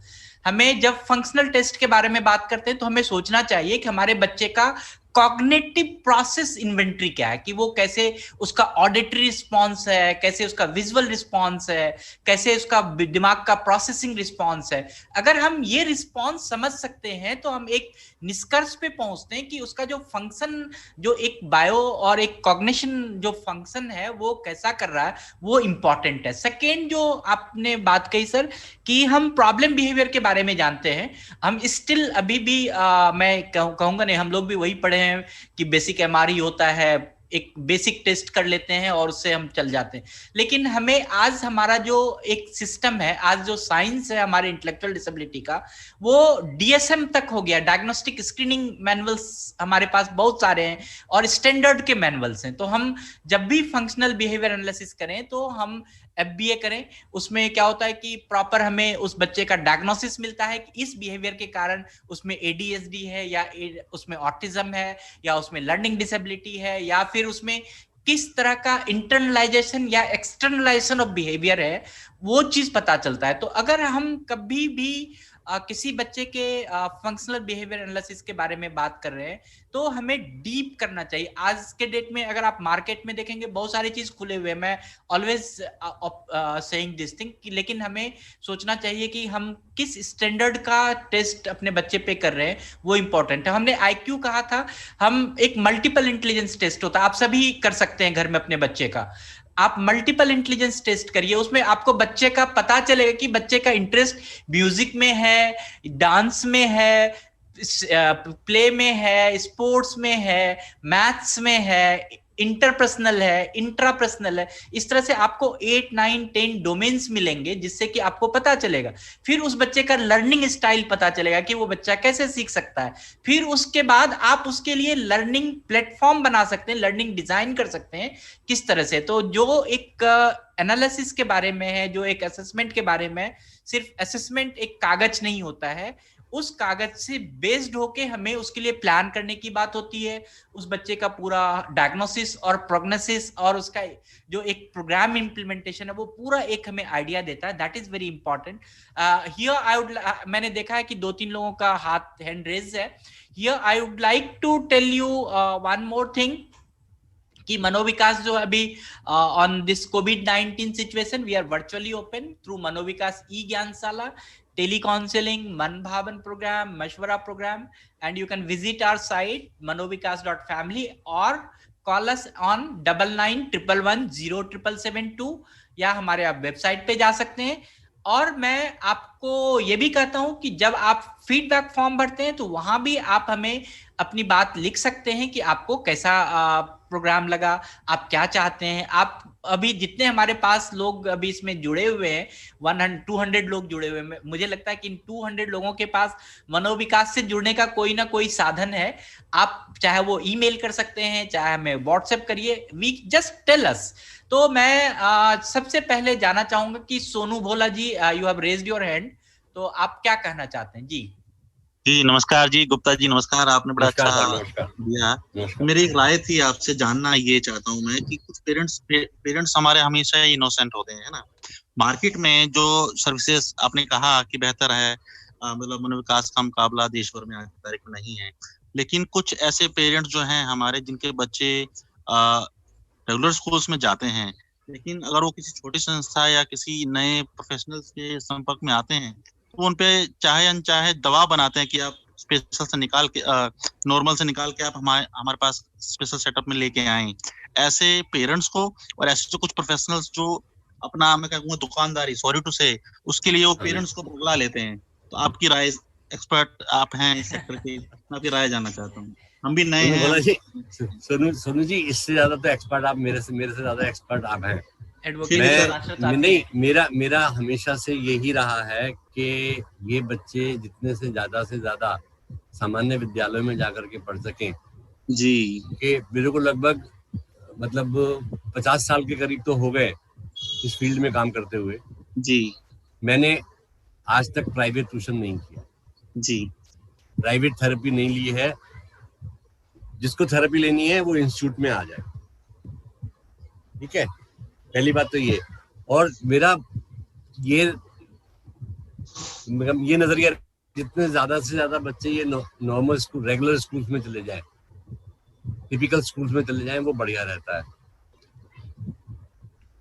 जिन पेरेंट्स के पास में पैसा है, गरीब पेरेंट्स नहीं जाते हैं, तो ये जो लोग हैं टारगेट करते हैं उन पेरेंट्स को जिनकी पेइंग कैपेसिटी ज्यादा होती है। वो कहते हैं, कहने की जी वो स्कूल है, वहां पर बहुत अच्छा होगा, वहाँ इतनी फीस है और मैं इसको प्राइवेटली घर पे आके ट्यूशन दूंगा, 1000 रुपया सेशन मेरा होगा, तो parents can afford to do and they can come. और होता क्या है कि वो 1-2 दिन में 1, 2, 3, 4 सेशन में कुछ ऐसी एक्टिविटीज, पेट एक्टिविटीज जो कराती है, वो बच्चा कंप्लाई कर लेता है।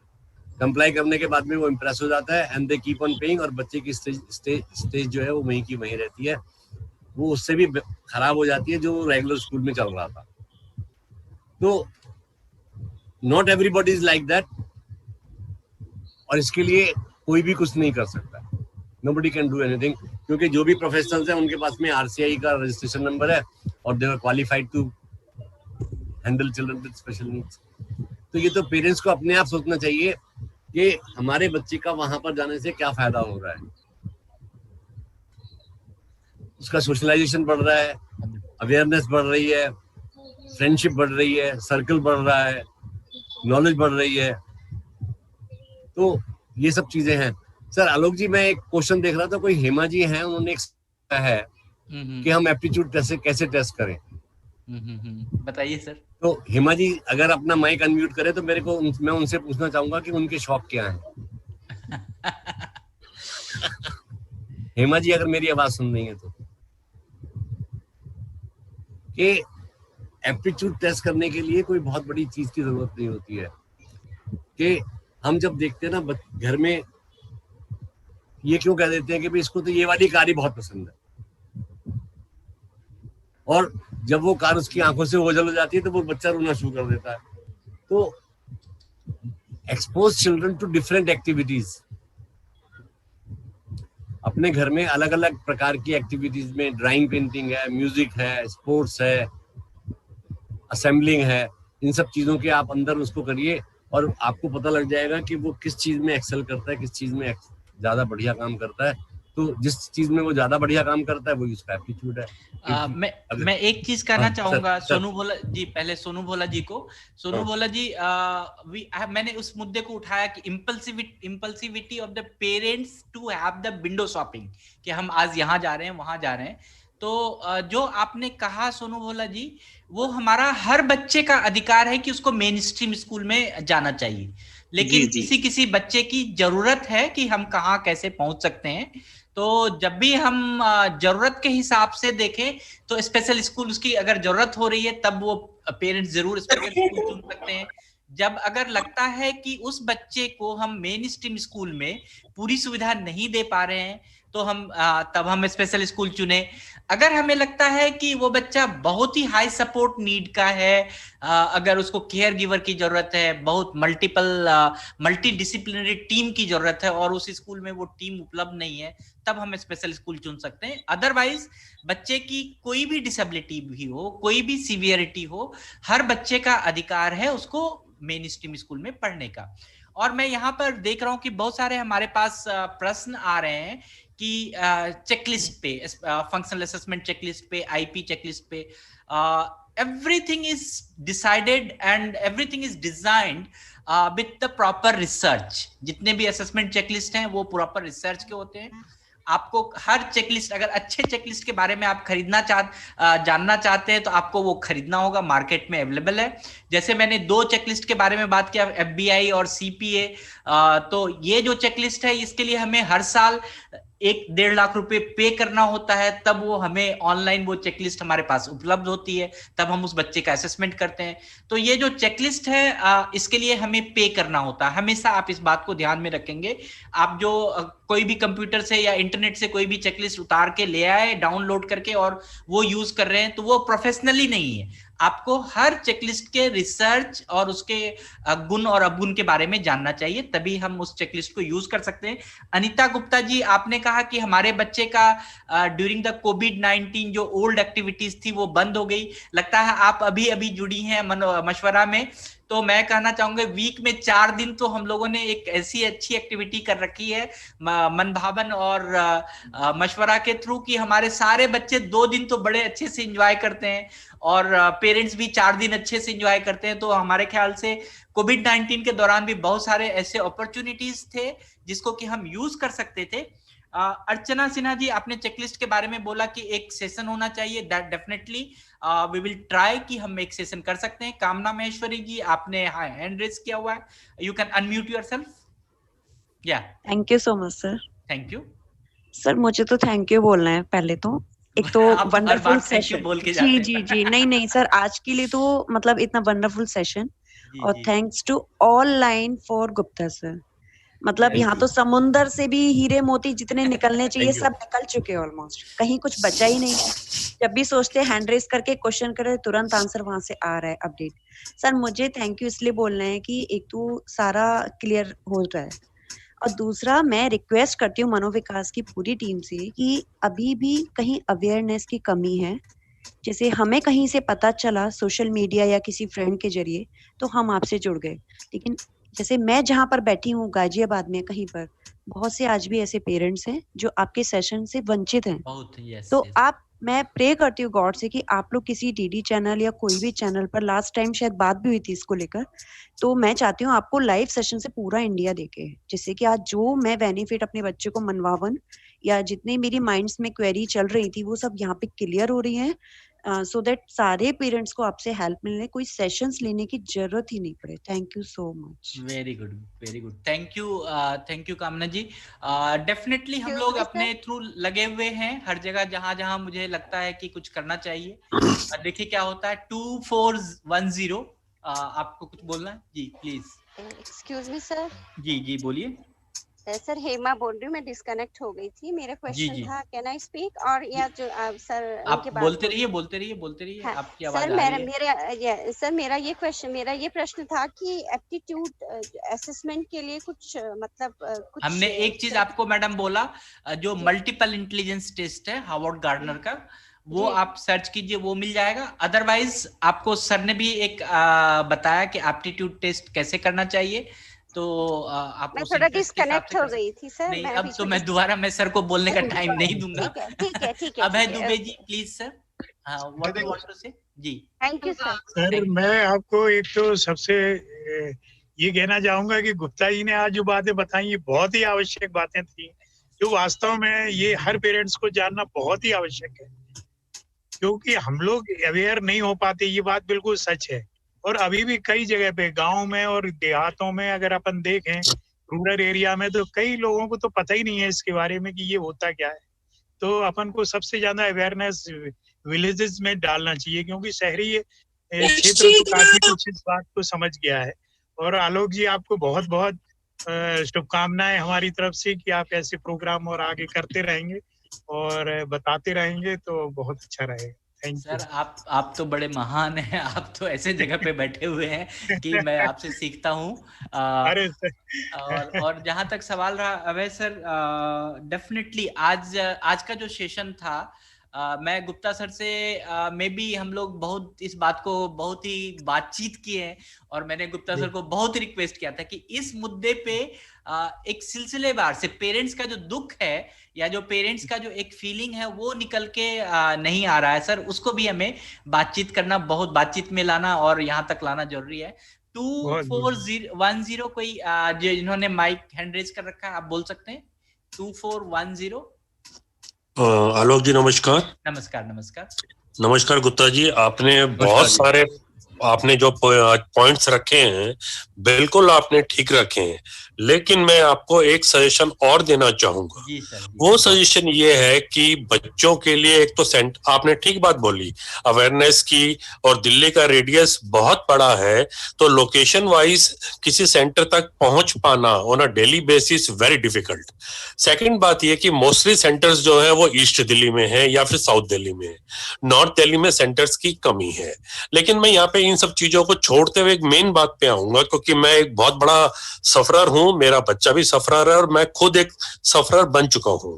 आपने जितने भी पॉइंट रेज किए हैं ये सारी मेरी स्टडी में है और मैं इसको प्रैक्टिकल करता रहा हूं।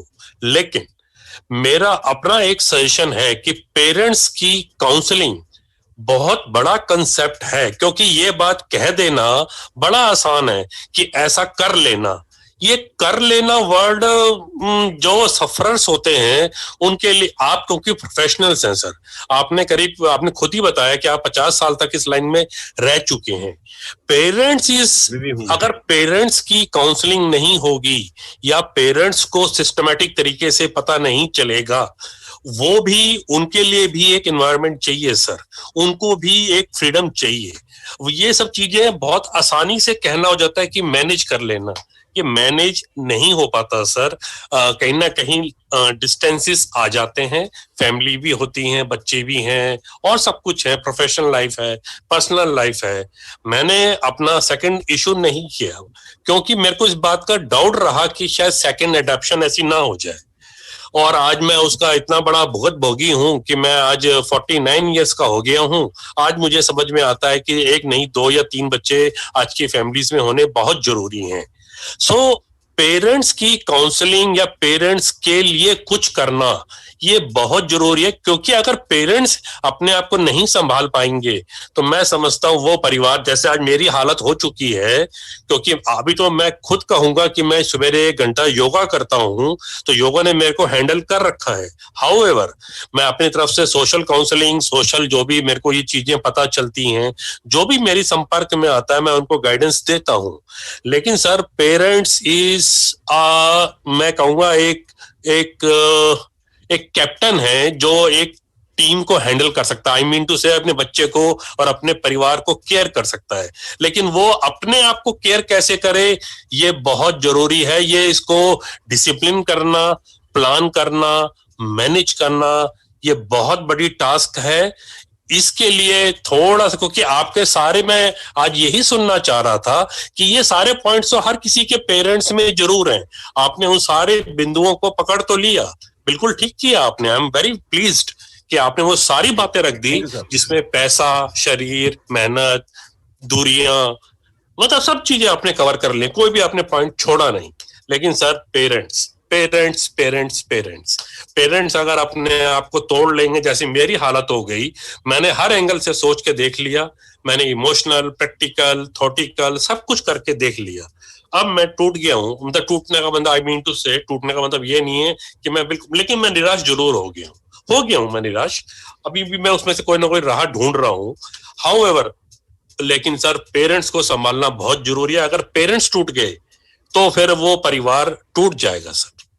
थैंक यू वेरी मच, इस पे थोड़ा कंसीडर कीजिएगा सर। आलोक जी बोलूं मैं? सर जी सर नाम सर का मेरे को पता नहीं क्या था। सर आपका शुभ नाम क्या था? हेलो जी राजीव कपूर सर। राजीव कपूर जी, ऐसा है कि मैंने अपने बात में ये कहा था कि डिसीजन मेकिंग जो है ना बहुत मुश्किल हो जाती है हमारी जी।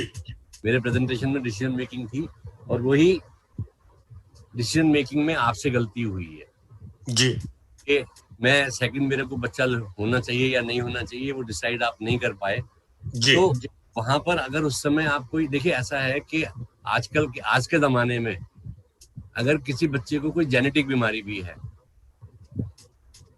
तो उसके लिए जेनेटिक काउंसलिंग अवेलेबल है। तो वो जेनेटिक काउंसलिंग हर एक आदमी मैं नहीं कर सकता।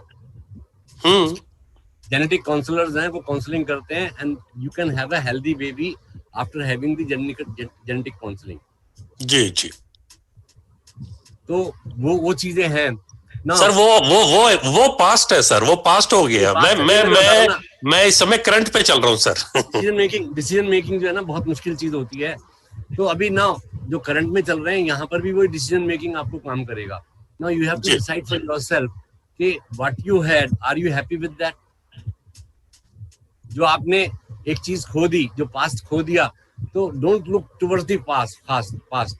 आप जो अभी है ना अपने फ्यूचर की तरफ, अपने बच्चे के फ्यूचर की तरफ, अपनी फैमिली के फ्यूचर की तरफ, अपने सिबलिंग्स के फ्यूचर की तरफ, अपने सोसाइटी के फ्यूचर की तरफ देखिए।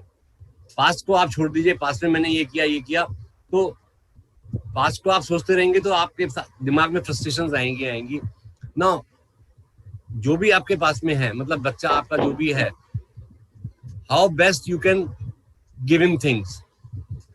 जो उसकी पोटेंशियल्स हैं उनको आप मैक्सिमम कैसे पहुंचा सकते हैं, कैसे आप उसको इंडिपेंडेंट बना सकते हैं, कैसे उसको आप सेल्फ केयरिंग बना सकते हैं, कैसे आप उसको बना सकते हैं कि वो अपनी भी केयर कर सके और आपकी भी केयर कर सके। तो ये सारी चीजें अगर आप करेंगे तो आपकी जो ये दिमाग में जो एक फ्रस्ट्रेशन चल रहा है, जो होपलेसनेस चल रही है, वो खत्म हो जाएगी।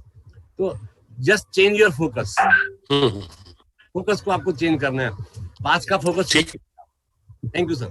और मैं एक चीज कहना चाहूंगा राजीव जी, जब जागो तभी सवेरा, ठीक है जी।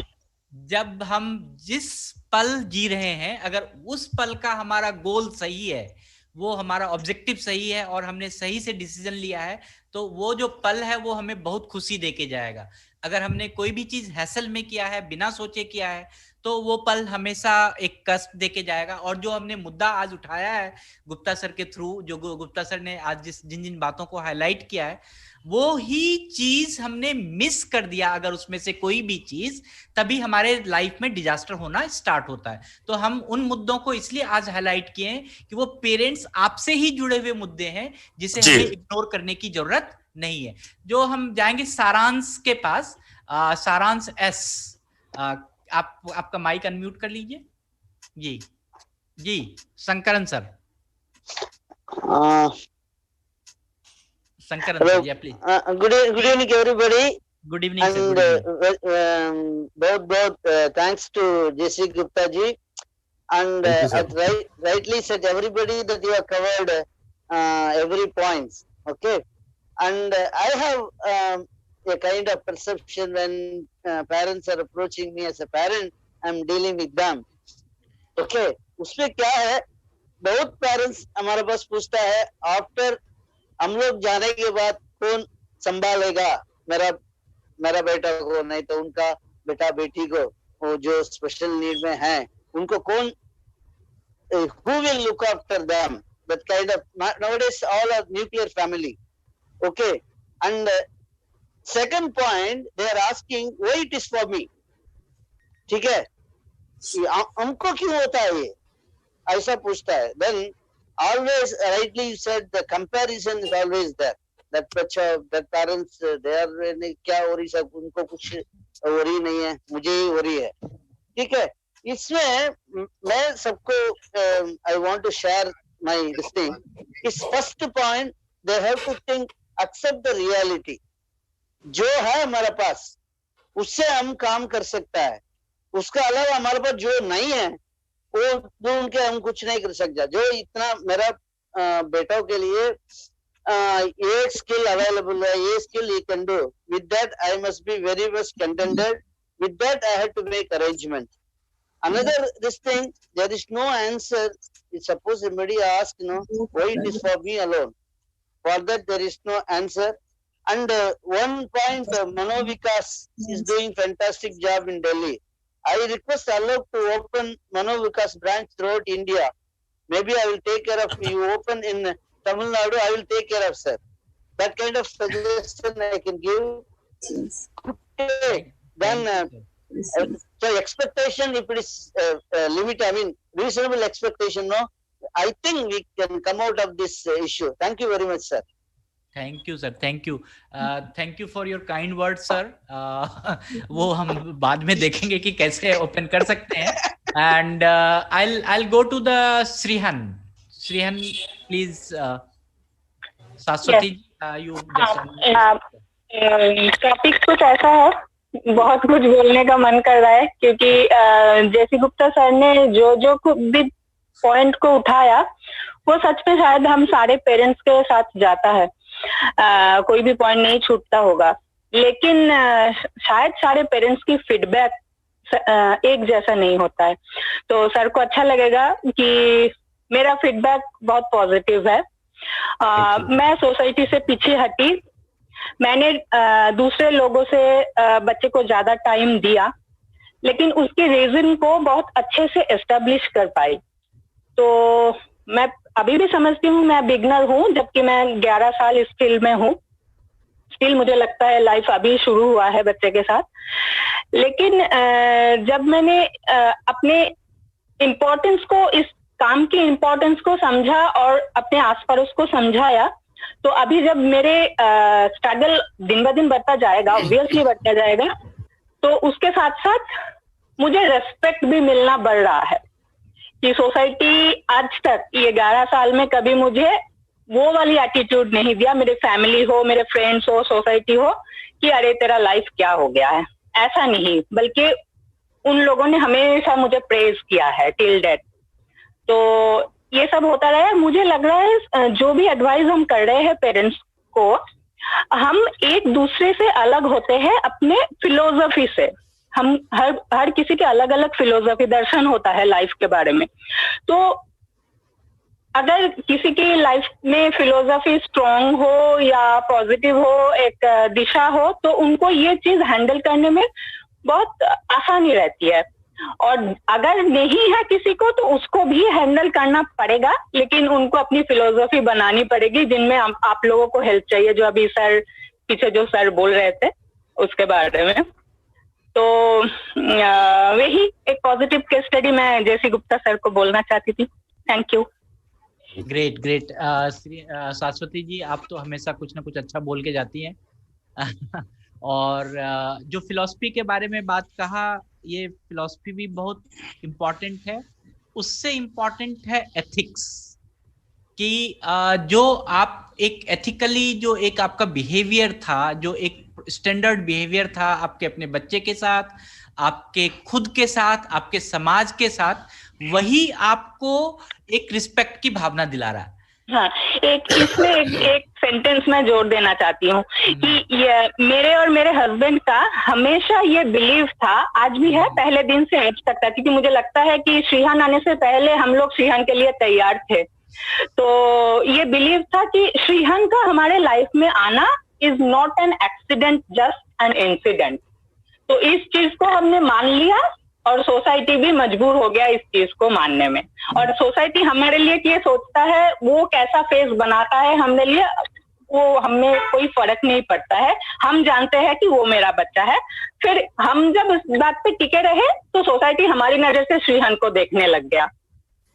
Very true, very true. यही तो मैंने कहा कि आपने जो एक एथिक्स बनाया, आपने जो एक बिहेवियर डेवलप किया, वो बिहेवियर बहुत इंपॉर्टेंट है कि पूरी सोसाइटी, पूरी दुनिया वो बदल जाती है. इसी को हम कहते हैं एटीट्यूडनल चेंज. और ये जब हम एटीट्यूडनल चेंज के बारे में बात करते हैं, तो उसमें महात्मा गांधी की तरह ही जो बात है, कोई चीज बदलना चाहते हो तो उसमें सबसे पहले अपने अंदर बदलाव लाओ, फिर दूसरे के समाज में जाने की बात हम करेंगे.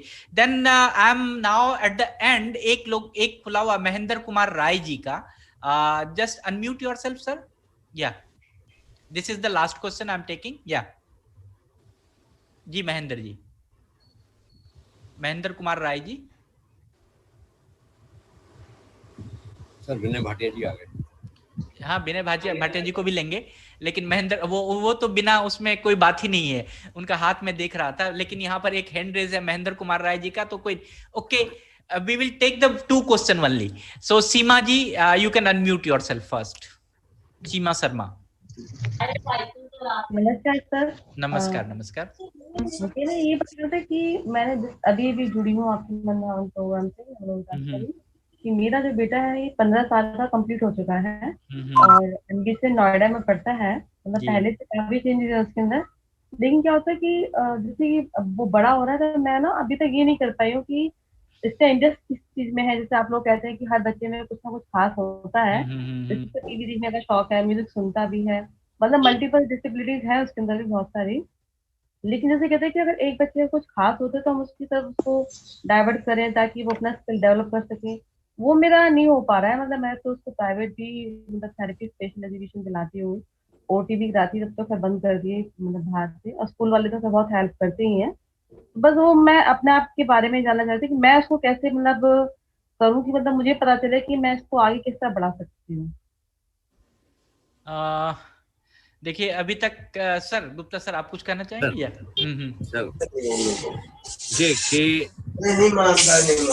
सीमा जी, डोंट टेक इट अदरवाइज. आपने कहा मल्टीपल डिसेबिलिटीज है बहुत सारी, तो ये जो बहुत सारी शब्द है ना, मेरे को अच्छा नहीं लगा. It has to be specific. एक है या 2 है तो सर की कुछ जैसे एज बढ़ रही है, कुछ एज तो बढ़ रही है, मगर मल्टीपल डिसेबिलिटीज में एक से ज्यादा डिसेबिलिटी उसके साथ, उसको इंटेलेक्चुअल डिसेबिलिटी के साथ में कुछ और प्रॉब्लम हो सकती है, सेरेब्रल पल्सी के साथ में कुछ और प्रॉब्लम हो सकती है. इंटेलेक्चुअल डिसेबिलिटी के साथ में सर क्या प्रॉब्लम है? और जैसे कि माइल्ड नंबर तो खैर है ही, अंडरस्टैंडिंग भी पहले से बेटर है लेकिन कम है, सीखते भी थोड़ी सी है. और माइल्ड एमआर है, नहीं माइल्ड एमआर है, उसके अलावा उसके वो तो कोमॉर्बिड्स हैं. स्पीच ना आना या कुछ और होना वो कोमॉर्बिड्स हैं. डिसेबिलिटी क्या है दूसरी? जैसे कि बिहेवियर इश्यूज बहुत ज्यादा हैं, और बिहेवियर इश्यूज वो कोमॉर्बिडिटी है. और जो ये नहीं, देखिए ऐसा होता है ना कि जब बुखार आता है, डेंगू आता है, डेंगू हमारे साथ में बहुत कुछ लेके आता है. तो ये इंटेलेक्चुअल डिसेबिलिटी जो है, इंटेलेक्चुअल डिसेबिलिटी के साथ में भाषा की समस्या होती है, प्रॉब्लम की वाणी की समस्या होती है, बोलने की समस्या होती है, बिहेवियर प्रॉब्लम्स होती हैं, जिद्दीपना होता है, किसी चीज को के साथ में चिपक जाना हो जाता है. अब कोई भी घर में आता है उसको जाकर के एकदम हक कर लेना, ये हम इसको प्रॉब्लम मानते हैं. ये उसके साथ में आते हैं, बहुत ज्यादा आते हैं.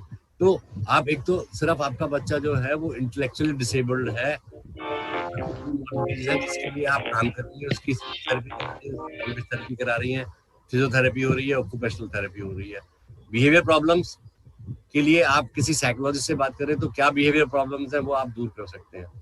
अभी आपने बात करी एप्टीट्यूड की, वो टीवी में गाने बहुत सुनता है, क्या उन गानों को उनके साथ में गाता है, या टीवी में चीजें देखता है उसकी एक्टिंग करता है? आप अपने आप को अनम्यूट करें, मैं पहले बोलूं फिर आप अनम्यूट करें. गाने गाता है, ड्राइंग पेंटिंग बहुत अच्छी करता है, आपके साथ में कुकिंग में आकर के हेल्प करता है, खाने का शौकीन है तो बनाने का शौकीन हो जाएगा. तो ये इस तरीके से मैंने कहा ना, घर में जो हमारी एक्टिविटीज हैं उनको हम देखें वो उसमें से किस में इंटरेस्ट लेता है. क्रिकेट खेलने में, क्रिकेट देखने में बहुत ज्यादा इंटरेस्ट है, हॉकी नहीं देखता, फुटबॉल नहीं देखता, तो he is interested in cricket. I am just giving examples. तो उस तरीके से आप उसका एप्टीट्यूड टेस्ट करा सकते हैं. और अगर आप दिल्ली में हैं तो प्लीज टेक हिम टू मनोविकास. और मैंने जो एक कहा है कि बहुत सारे ऐसे टेस्ट होते हैं, आप मल्टीपल इंटेलिजेंस टेस्ट का बारे में मैंने एक बात किया, और भी बहुत सारे ऐसे टेस्ट हैं. आप अगर प्रोफेशनल हैं तो you can find out the test. अगर तब भी नहीं होता है तो you search the institution, search the professional, search the place कि कहाँ पर वो हो सकता है, और आप एक पर्टिकुलर उस पॉइंट पे पहुंचिए, उस डिसीजन पे पहुंचिए कि हमें क्या चीज चाहिए उस बच्चे के साथ, तभी हम उसको ये कर सकते हैं. मैं लास्ट एक हाफ मिनट का लूंगा विनय भाटिया जी आपका, कि आपको कुछ बोलना हो तो आधा मिनट। Yes, unmute yourself. या जी विनय। नमस्कार सर। नमस्कार नमस्कार।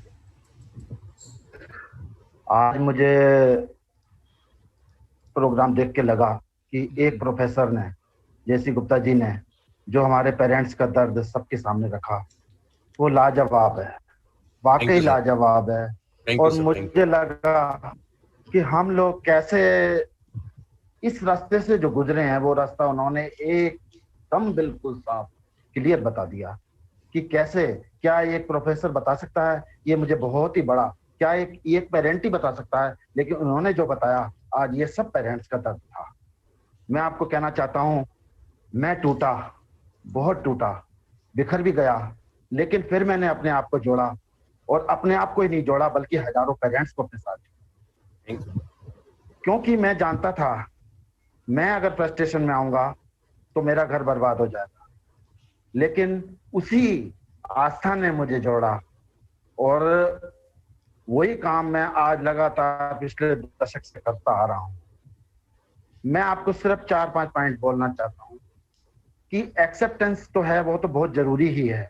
अगर हमारा परिवार हमारे बच्चे को एक्सेप्ट करता है, पूरा परिवार, पति पत्नी तो एक उसके पूरक हैं ही, लेकिन मैंने, मेरे बेटे को पूरे समाज ने पूरा स्वीकार किया, क्योंकि मैंने समाज को बता दिया कि ये मेरा बेटा है, जो भी इसमें कमी है, जैसी भी कमी है, उसको मैंने स्वीकार किया, तो आपको भी स्वीकार करना ही पड़ेगा। पूरे समाज ने मेरे बेटे को स्वीकार किया, पूरे परिवार ने मेरे बेटे को स्वीकार किया। मेरी 2 बेटियां और भी हैं, बड़ी हैं। मेरी दोनों बेटियों ने, जो एक इसकी ट्विंस है, अक्षर की ट्विंस है, उस बेटी ने आज उसको इस मुकाम पे खड़ा कर दिया। मैं अपना नाम नहीं लेता, मैंने तो उसको पूरा हेल्प किया, लेकिन उस बेटी ने मेरे बेटे को इस लायक बना दिया कि आज वो अपने पैरों पे खड़ा है। तो ये परिवार का योगदान बहुत जरूरी होता है, पति पत्नी का, परिवार का एक्सेप्टेंस बहुत जरूरी है। बहुत सारे पॉइंट्स सर ने बहुत अच्छे बताए कि लेक ऑफ मनी, पैसे की, मैंने अपना जॉब छोड़ दिया अपने बेटे के लिए, क्योंकि मुझे उसकी रोज थेरेपी करानी पड़ती थी। मैंने पार्ट टाइम जॉब कर लिया, क्योंकि मैं अकाउंट्स का काम करता हूँ, मैं अकाउंटेंट हूँ, तो मैं पार्ट टाइम मैंने स्वीकार किया, मैंने सब काम छोड़ दिया, क्योंकि एक वक्त ऐसा आया कि हमें उस बेटे को बनाने के लिए, एक जैसे जिस प्रकार एक शिल्पी होता है अपने सामान को बनाने की कोशिश करता है, उसी प्रकार मैंने अपने बेटे को बनाने की कोशिश की। और यही मैं हर पेरेंट्स को बोलता हूँ कि अगर आप में त्याग है, आप में से घर में से कोई भी एक बंदा अगर उस बच्चे को पूरी तरह से समर्पण भाव से उस बच्चे को अगर बनाने की कोशिश करता है, तो दुनिया की कोई ताकत नहीं है कि आपका बच्चा इस समाज की मेन धारा में ना आ पाए।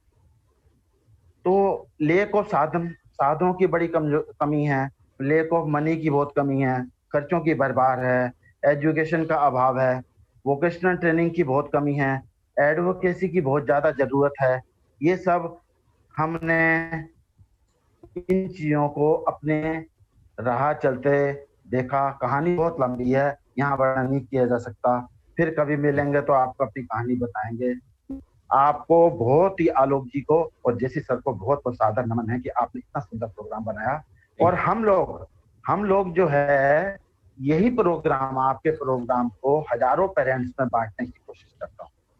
एक पेरेंट जो हमारे साथ जुड़े हुए हैं, चाहे व्हाट्सएप में जुड़े हुए हैं, चाहे फेसबुक में जुड़े हुए हैं, चाहे इंस्टा में जुड़े हुए हैं, हम अपने जितने भी जो हमारे साथ, कम से कम 10,000 लोग हैं, 10,000 लोगों में आपके प्रोग्राम भेजने की कोशिश करते हैं, ताकि हर पेरेंट्स जो है इस प्रोग्राम को पूरा फायदा उठा सके और उसको ये पता चले। क्योंकि यहाँ मैंने पहले भी कहा कि अवेयरनेस जो है जरूरी है। जब तक पेरेंट्स के अंदर ये अवेयरनेस नहीं पहुंचेगी, तब तक हम लोग कुछ नहीं कर सकते। अवेयरनेस का जो है वो हम लोग, मेरा मेन मकसद यही होता है कि अवेयरनेस होनी चाहिए। अगर हम किसी पेरेंट्स को अवेयरनेस देते हैं या उसको राह दिखाते हैं, तो हमारा सबसे बड़ा योगदान। Thank you sir. Great Vinay Bhatia ji. Sir Gupta sir, your final remarks in half minute. Sir sir वो आपने जो मेरे को फीडबैक ग्रुप दिया है ना, तो अपने लिए मैं क्या फीडबैक, तो वो आज तो देना ही पड़ेगा ना। नहीं, फीडबैक देखिए कि विनय जी पहले ही कह चुके हैं हमको ये कभी नहीं सोचना चाहिए कि ये ऐसा क्यों है। वो कोई मिल गया में कहता है ना मैं ऐसा क्यों हूँ, तो बच्चा ये कहे मैं ऐसा क्यों हूँ, हमको ये नहीं सोचना चाहिए कि ये ऐसा क्यों है। जैसा है वैसा है, हमारा है। ये जैसा है भगवान की देन है, ईश्वर की कृपा है। जैसा है कि number 1, number 2, the god has thought you fit to bring up such a child, कि भगवान ने आपको इसे योग्य समझा कि आप ऐसे बच्चे की परवरिश कर सकें। दूसरी बात मैं ये कहना चाहूंगा, तो जैसा है वैसा आपने एक्सेप्ट कर लिया, और फिर जो आपको समझ है, जो आपको मार्गदर्शन मिल रहा है प्रोफेशनल से, विशेषज्ञों से, उसके अनुसार आप काम करते जाइए। इस काम को करने के अंदर बाकी लोगों को मत भूलिए। Great sir. बाकी लोगों को भूलना आपके लिए भी और बच्चे के लिए भी नुकसानदायक हो जाएगा, चाहे वो परिवार में हो, चाहे समाज में हो, या कहीं भी हो, या स्कूल में हो, जहां पर भी होगा। तो हमको सबको साथ लेकर के चलना है, सबके साथ मिलकर के चलना है। बच्चे को कभी ये मत महसूस होने दो कि वो अकेला है। हम साथ हैं, परिवार साथ है और समाज साथ है। Thank you sir. Great sir, great, thank you very much sir. And मैं देख रहा हूँ कि मेरे पास बहुत सारी दुआएं जो है मेरे मैसेज बॉक्स में मिल रहा है मुझे। दुआओं के साथ साथ बहुत एक और भी चीज मिल रहा है कि लोग कह रहे हैं कि आप हर सिटी में अपना मनोविकास स्टार्ट कीजिए। मैं बताता हूँ कि एक मनोविकास को चलाने के लिए 1 साल में कम से कम 5 से 6 करोड़ रुपया चाहिए होता है। और अगर आप कहीं डोनेशन लेने जाइए, अगर आप खुद एक देख के ऑब्जर्व करेंगे कि अगर लाल बत्ती पे आपको 2 रुपए का डोनेशन किसी को, भिखारी को भीख देना हो तो कितना कष्ट होता है। वो 2 रुपए निकालने से पहले आप सोचते हैं कि पता नहीं वो खाएगा या उसका मिसयूज करेगा। बहुत सारी ऐसी भावनाएं होती है। और इसी तरह से जब हम ये इस तरह के चैरिटेबल सोसाइटीज और एनजीओ चलाते हैं तो यहाँ पर भी हमें बहुत सारे ऐसे विचारों के साथ जूझना पड़ता है, तब जाके हम कहीं फंड रेज कर पाते हैं।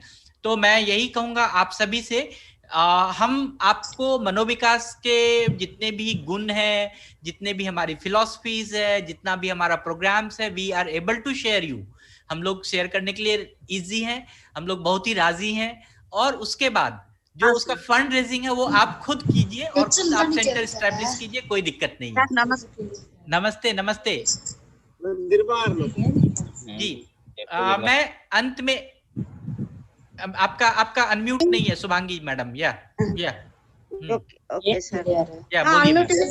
अनम्यूट है। हाँ बोलिए मैम, क्या बोलना चाहती हैं आप? हाँ सर, नमस्कार। नमस्कार नमस्कार। हाँ सर, आप जो बात बताए हैं वो एकदम एग्जैक्टली सही है, क्योंकि हम लोग अपना अपना जगह में रहकर, रुक कर, सबको इकट्ठी करके, आपसे सलाह लेके, आपसे गुण लेके, आपका हमारा साथ है। इसलिए हर स्टेट में, हर जगह में यदि हम आपका जैसे मनोविकास खुल सकते हैं, वो सबसे बड़ी बात है सर। क्योंकि आप ही आके खोले वही कोई बात नहीं है, लेकिन आप ये हमारा अपने जगह में। क्योंकि सर एक बार मैं पहली बार जितना मैंने एनआईएमएस गई थी, जब मैडम का, रीता पेशवार के साथ हमारा मुलाकात हुआ था, इतना अच्छा लगा। उस टाइम मैं जब बोली जैसा मैम आपके साथ हम काम करेंगे, वो मेरा एक बात बताए थे, आज तक मेरा याद है। बोला आप यहाँ आकर करेंगे, आपका बस आपका उधर का लोग का क्या होगा, आप तो यहाँ आ जाएंगे। और आपका अपना जगह में खोलो हमारा याद करके, वो सबसे दूसरा का भी लाभदायक होगा। वो एक ही बात। इसलिए सर आपको तो हम नहीं छोड़ने वाले हैं। नहीं एकदम पकड़ के रखें। Great great, thank you. Rita Peshwaria ji की याद दिलाए वो जी। सर एक बात, रश्मि का जो मास्क का जो है था वो सर्टिफिकेट नहीं आया है, थोड़ा हेल्प कीजिएगा। जी जरूर जरूर। मैं आप सभी को याद दिला दूं कि रीता पेशवारिया जी हमारी भी गुरु थी, मैं उनको भी नमन करता हूं। आपके पास कोई भी सजेशन है, सवाल है, you can write us on email mashwara@manovikas.family, और even you can fill in the feedback form at आपके पास जो शेयर है। मशवरा आपको कैसा लगता है आप हमें जरूर बताइए।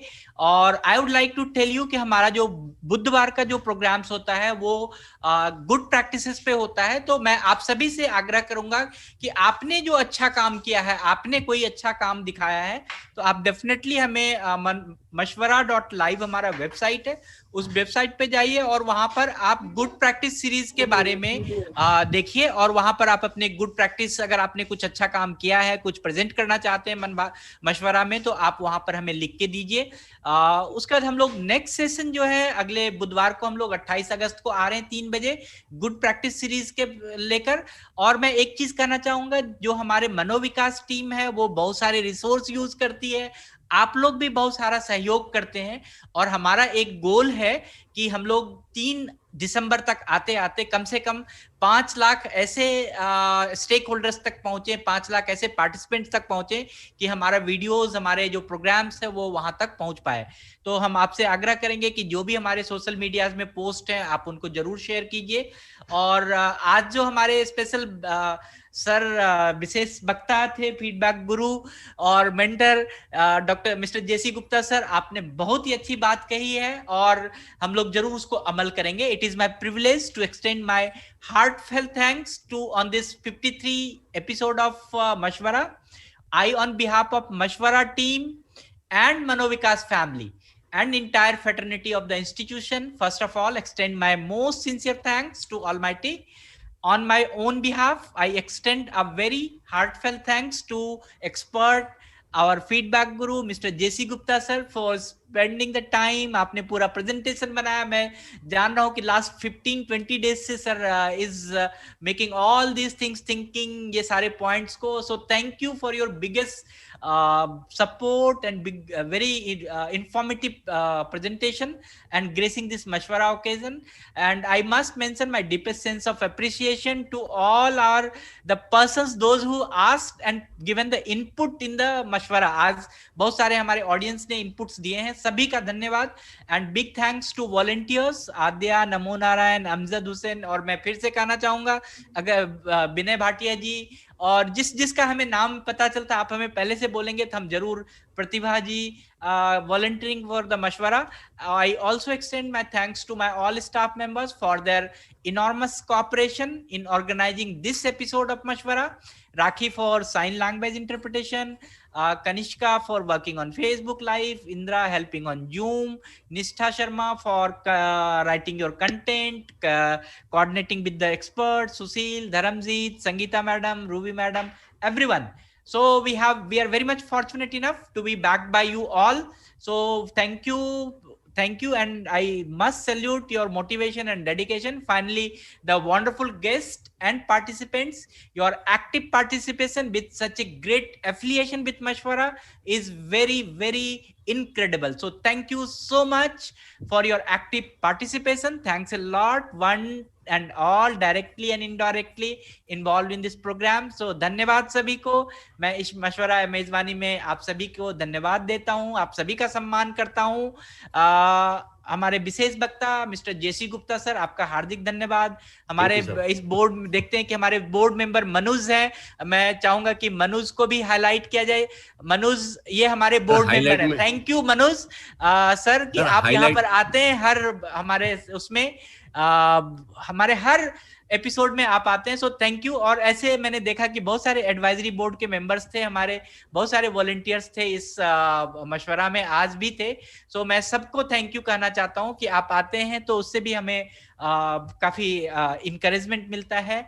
और मैं गहरा आभार व्यक्त करना चाहूंगा सभी जितने भी हमारे मशवरा में प्रतिभागी हैं, सम्मानीय मेहमान हैं, आपकी सक्रिय भागीदारी के लिए आपको बहुत बहुत धन्यवाद।